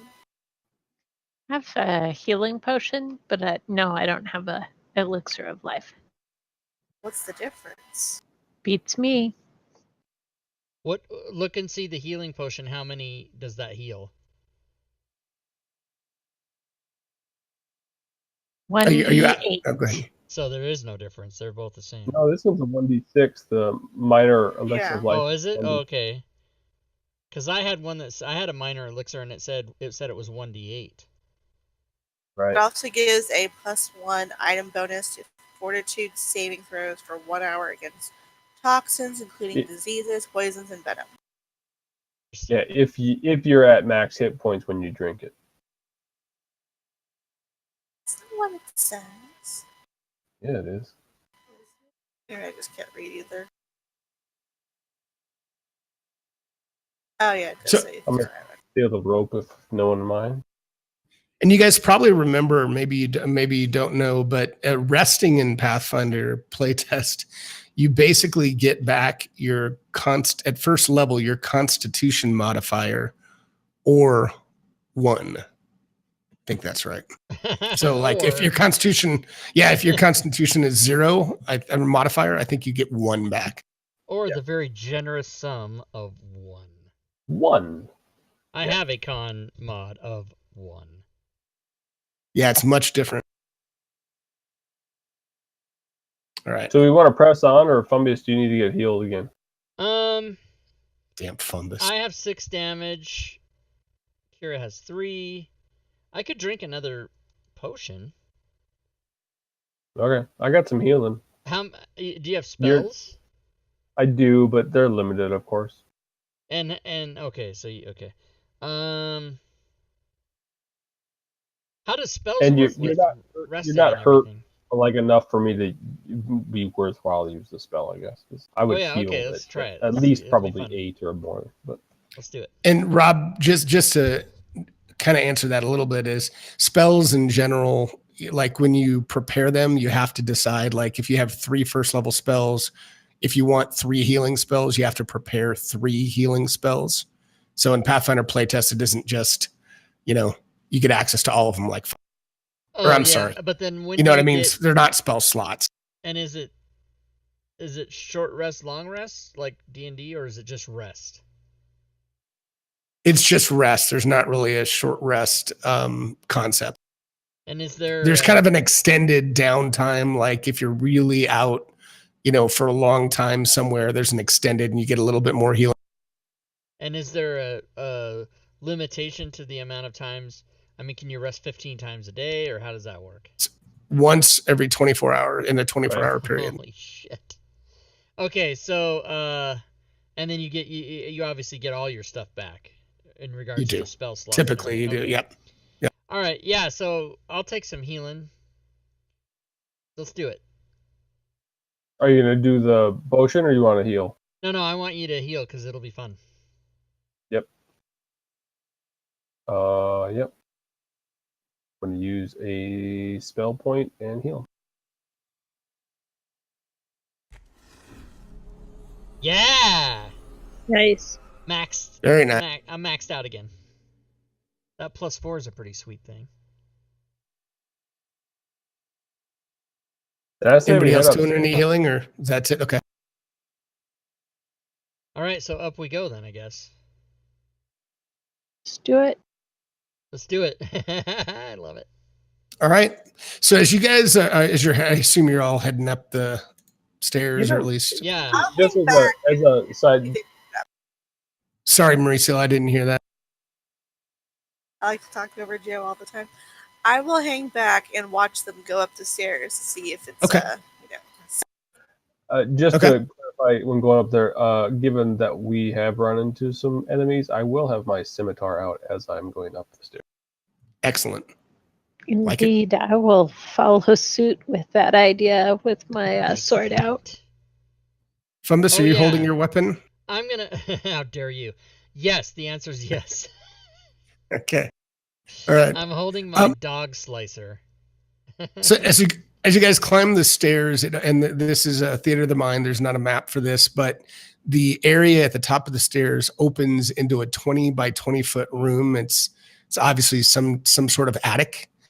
And as you kind of start looking around the room, you see what is obviously Justarian's body lying on the floor of the attic among a number of abandoned furnishings, and his body is surrounded in a puddle of congealed blood.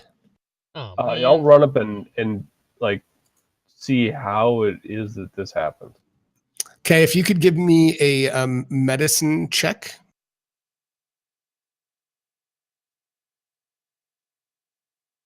So you're kind of looking at his body and you're kind of, pulling his shoulders off the ground, kind of looking at his entire body, and you see that it's clear that the cause of death came from some type of claws. His body is just kind of ripped to shreds. So some type of claws is what caused him to be deceased. Oh yeah, does I wouldn't be able to figure that out. Never mind. All right. He looks like he was in a battle. I mean, is he defensive? Is it on his arms, or is it like someone pounced on this guy from behind? Or you see defensive wounds. Clearly, he was in a battle, and you think that the club possibly was found at the bottom of the stairs could have been his club.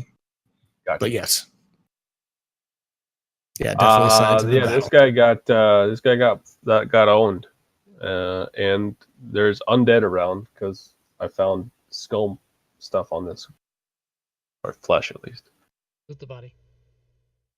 Loot the body. No, I will carry the body, and we can bring it back to the only person that seems to know or care about this kid. Yeah, that's a good idea. Let's do that.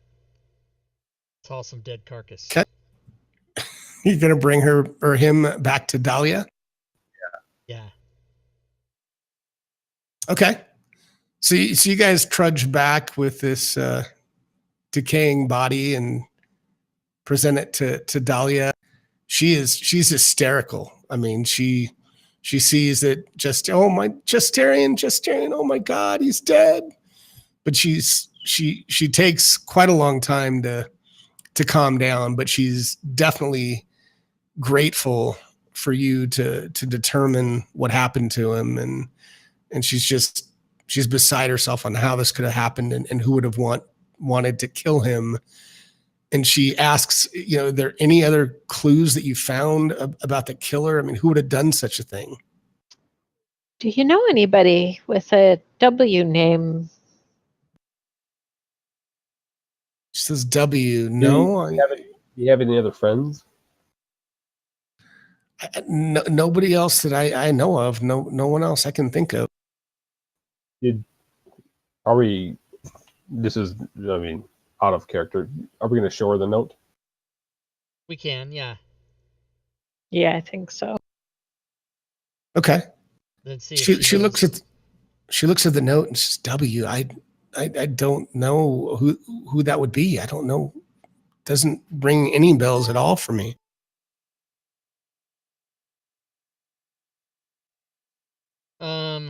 What? Want to buy some cookware?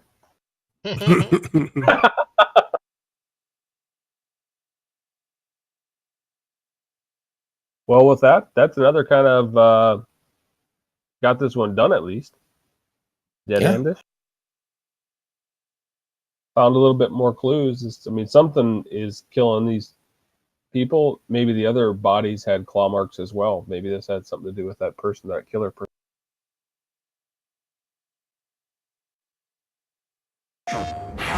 Can we head back to the main guy? Okay. Sounds good. Everybody agree? Yes. Okay.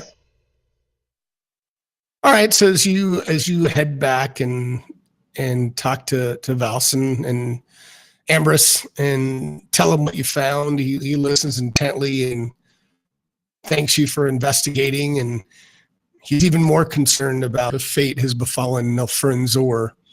He says, if you can please continue searching for answers, you've done an excellent job so far. I'd appreciate if you can track this down and figure out what's going on.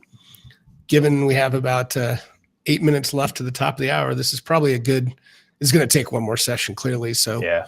it's probably a good breaking point because you essentially have 2 missions left. So got you 2 and 2 to go. Oh, nice. Very good. Cool. Thanks, Squid. That was Cool. Yeah, it was fun. This was fun. Do we want to do Good. like a next Tuesday thing again? What's Or your is- schedule? Well, mine's Tuesdays and Thursdays are easier. I don't Yep. know when Tommy's coming. That might be a thing. Yep. Do you guys have one that you know works, or you want me to just kind of do the Discord thing and try to figure it out? Or Yeah, we can try to coordinate with I everything. know it's hard. I know it's always hard. Yeah, it'll be tough the farther out we go. Right. So Definitely. If we can look at sometime next week, that'd be better. Okay. I'll throw out some ideas and hopefully we can, next Tuesday might work. I'll check things around here too. That might be really good for me too, since Thursday is the charity stream thing. So yeah, I'll hit you guys up and we'll try to find a way to finish it quickly. That was fun. All right, very good. That was fun. All right, Fury, any initial impressions of playtest at all? Or, I mean, I know we're only first level, but any thoughts at all? Oh, this was a lot of fun. I liked it. I mean, I would like to see, coding done a little bit better. Maybe someone could make a coding module. Oh, I wouldn't even try that at this point. I know it's a challenge given it's still a lot of rule changes, but it's just like you do a bunch of work just to have it all change on you. Yeah, but I mean, you're speaking about like when it's done. Yeah, but when you say I'd like to see more coding, you didn't mean like my spell codings. You meant like the program works with things better. No, I'm not your spell coding. Oh, you did. Oh, okay. Yeah, that's not gonna happen. Not right away anyway. But yeah, because it's too much potential for stuff to get moved around and whatever at this point. But the only thing that kind of bothers me is that I have to actually look at all my abilities and try to memorize what I have, because I completely missed out on that whole surprise attack thing. I was like, yeah, that's hard. You're right.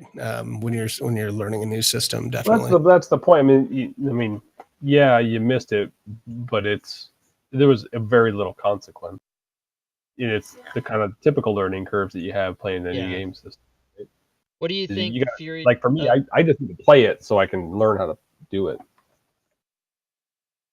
Right. What were you going to say, Rob? The 3-action economy. I think it's a little overpowered. Oh no, I don't. I think you wouldn't think that way if you played a spellcaster, because what happens with spellcasting is, well, first of all, if you're doing a melee thing, you get like a -5 and a -8 or whatever the hell it is. But then if you're doing spellcasting, all of your spells cost 1 action per spell thing. So like, the VSM. So every one of those letters, verbal, semantic, or material, they all cost an action. So if you have a spell that has 3, it costs all your whole thing to do the spell.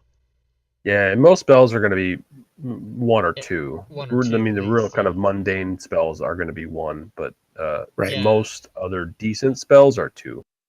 And if you cast one that's 3, that means you can't move or do anything. So right. Yeah. No, you really got to make some strategical decisions on. That's what I like about it, is that you have to go, okay, let me just calm down and decide how am I going to spend these 3, and if you have to I can see this up. getting, it's pretty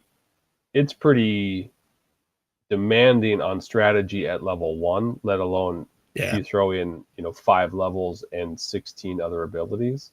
That could get real fun. Yeah. I think so. And it's very different than 5e. Like, you splitting your move spends 2 actions. Yeah. Right. So yeah, it's really crazy. But I like it. I think it's fun. Cool. I can't believe thanks for indulging me, guys. What did I just tune into? Rob's playing Pathfinder. What's happening? Did the world blow up? Yeah. Nobody said we screwed it all up, did they? Any like serious playtest people? Good. So good. All right. Well, cool. Thanks. Well, hopefully we can find a way to finish it next week. Yeah, cool. Thanks for running. Thanks, everybody. Great game. All right, Well, guys. thanks, Have a guys. good night. Night Bye. all. Good night. All right, there they go, everybody. Those were the people with the Pathfinder playtest. I don't know how to say it. So we are not starting soon. Let me turn that off. What is that goddamn? Oh, it's the Discord noise. That's why. All right, so good. There it was, everybody. We gave away the prize. It was very exciting. Lexfire won the $65 softcover book that we gave away, and it will be shipped to Lexfire free. And that's how we do it. So let's see. Today's Wednesday, so nothing tomorrow, thank God. I might be playing Red Dead Redemption all day, but of course no stream tomorrow. Friday we will be here with Waterdeep Dragon Heist final session. Yeah, I need to shut those goddamn noises off. I don't know why I get those. It seems that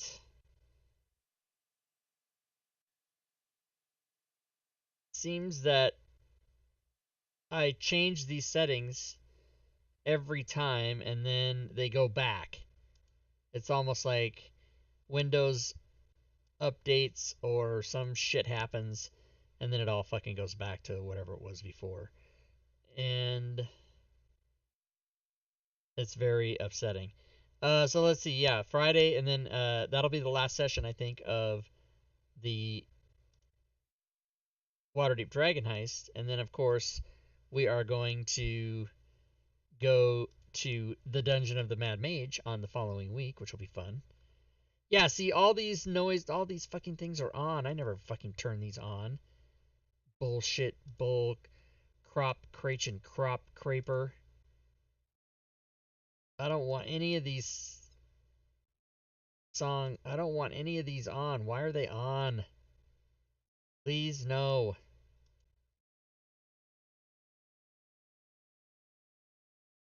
Okay, I think I fixed it. All right, so Saturday's roundtable, obviously. Sunday is going to be... Sunday is going to be good. We're going to have Chris from Game Tire Warehouse back again on the show. He was on once before. And this time he will be going over his Kickstarter, which is currently live. And it's called Squareware. And it's basically you throw dice and it builds a story for you. And there will be a Fantasy Grounds module for that. It's already finished, I think. And so really awesome. Should be super cool. And that's going to be on Sunday. And then Monday's Module Creation Monday, and then back, and then it goes around again. And then Tuesday, I don't know if we're going to be playing Pathfinder, but we'll let everybody know. Put it on the schedule. Or tweet it out. We always advertise it pretty well. So that's it, I guess. Let me give the end of stream rewards to you guys. Oh, that's how I do it. End of stream rewards. I'm thinking about shit canning this Deepbot and just going straight to stream elements for everything. But I do like some things that Deepbot does. And I've been using it for like 3 years, so what's 36 times 5? 180? Yeah, I've spent a couple $100 on it, I guess. But there is the end of stream rewards. Here's the end of stream suggested command words for you guys. You can type into the chat. You can come visit us on Discord. You can talk to other like-minded D&D and Fantasy Grounds people. And at this point, I guess Pathfinder, and who knows what other rule systems we'll be doing soon. Savage Worlds, whatever it is. Joe wants to talk to me on Discord if I have a sec. Yes, I can do that as soon as the stream's over. And so guys, you can go to my Patreon page. I have levels for as little as $1. If you want to support me in that way, that would be great. If you want to subscribe to the channel, you can do that. Thanks for the sub earlier tonight. And if you have an Amazon Prime membership, guys, remember, if that's you, you can subscribe to this channel for free with no money. It's free for you to do, yet I get credit for the sub, so that's good. You can donate to the channel if you wish. You can go to the DMs Guild and peruse the items I have for sale there. Big sale coming up on December 24th, the 2018 package and the 2016 through 18 package will both go on sale December 24th for 50% off, 50. So look for that. That's going to last till January 1st, and then they're going to not be as heavily discounted after that. Let's see. Today's sales 3, 4, 5, 6, 7, 8, 9, 10, 11, 12, 13, 14, 15. So that's okay. Also, you can follow me on Twitter and subscribe to my YouTube channel. Please, if you do. So good. That's it. That's all there is. That's all she wrote. Thanks again, everybody, for hanging out. We will hopefully see you all back here on Friday. And until then, good gaming, everyone.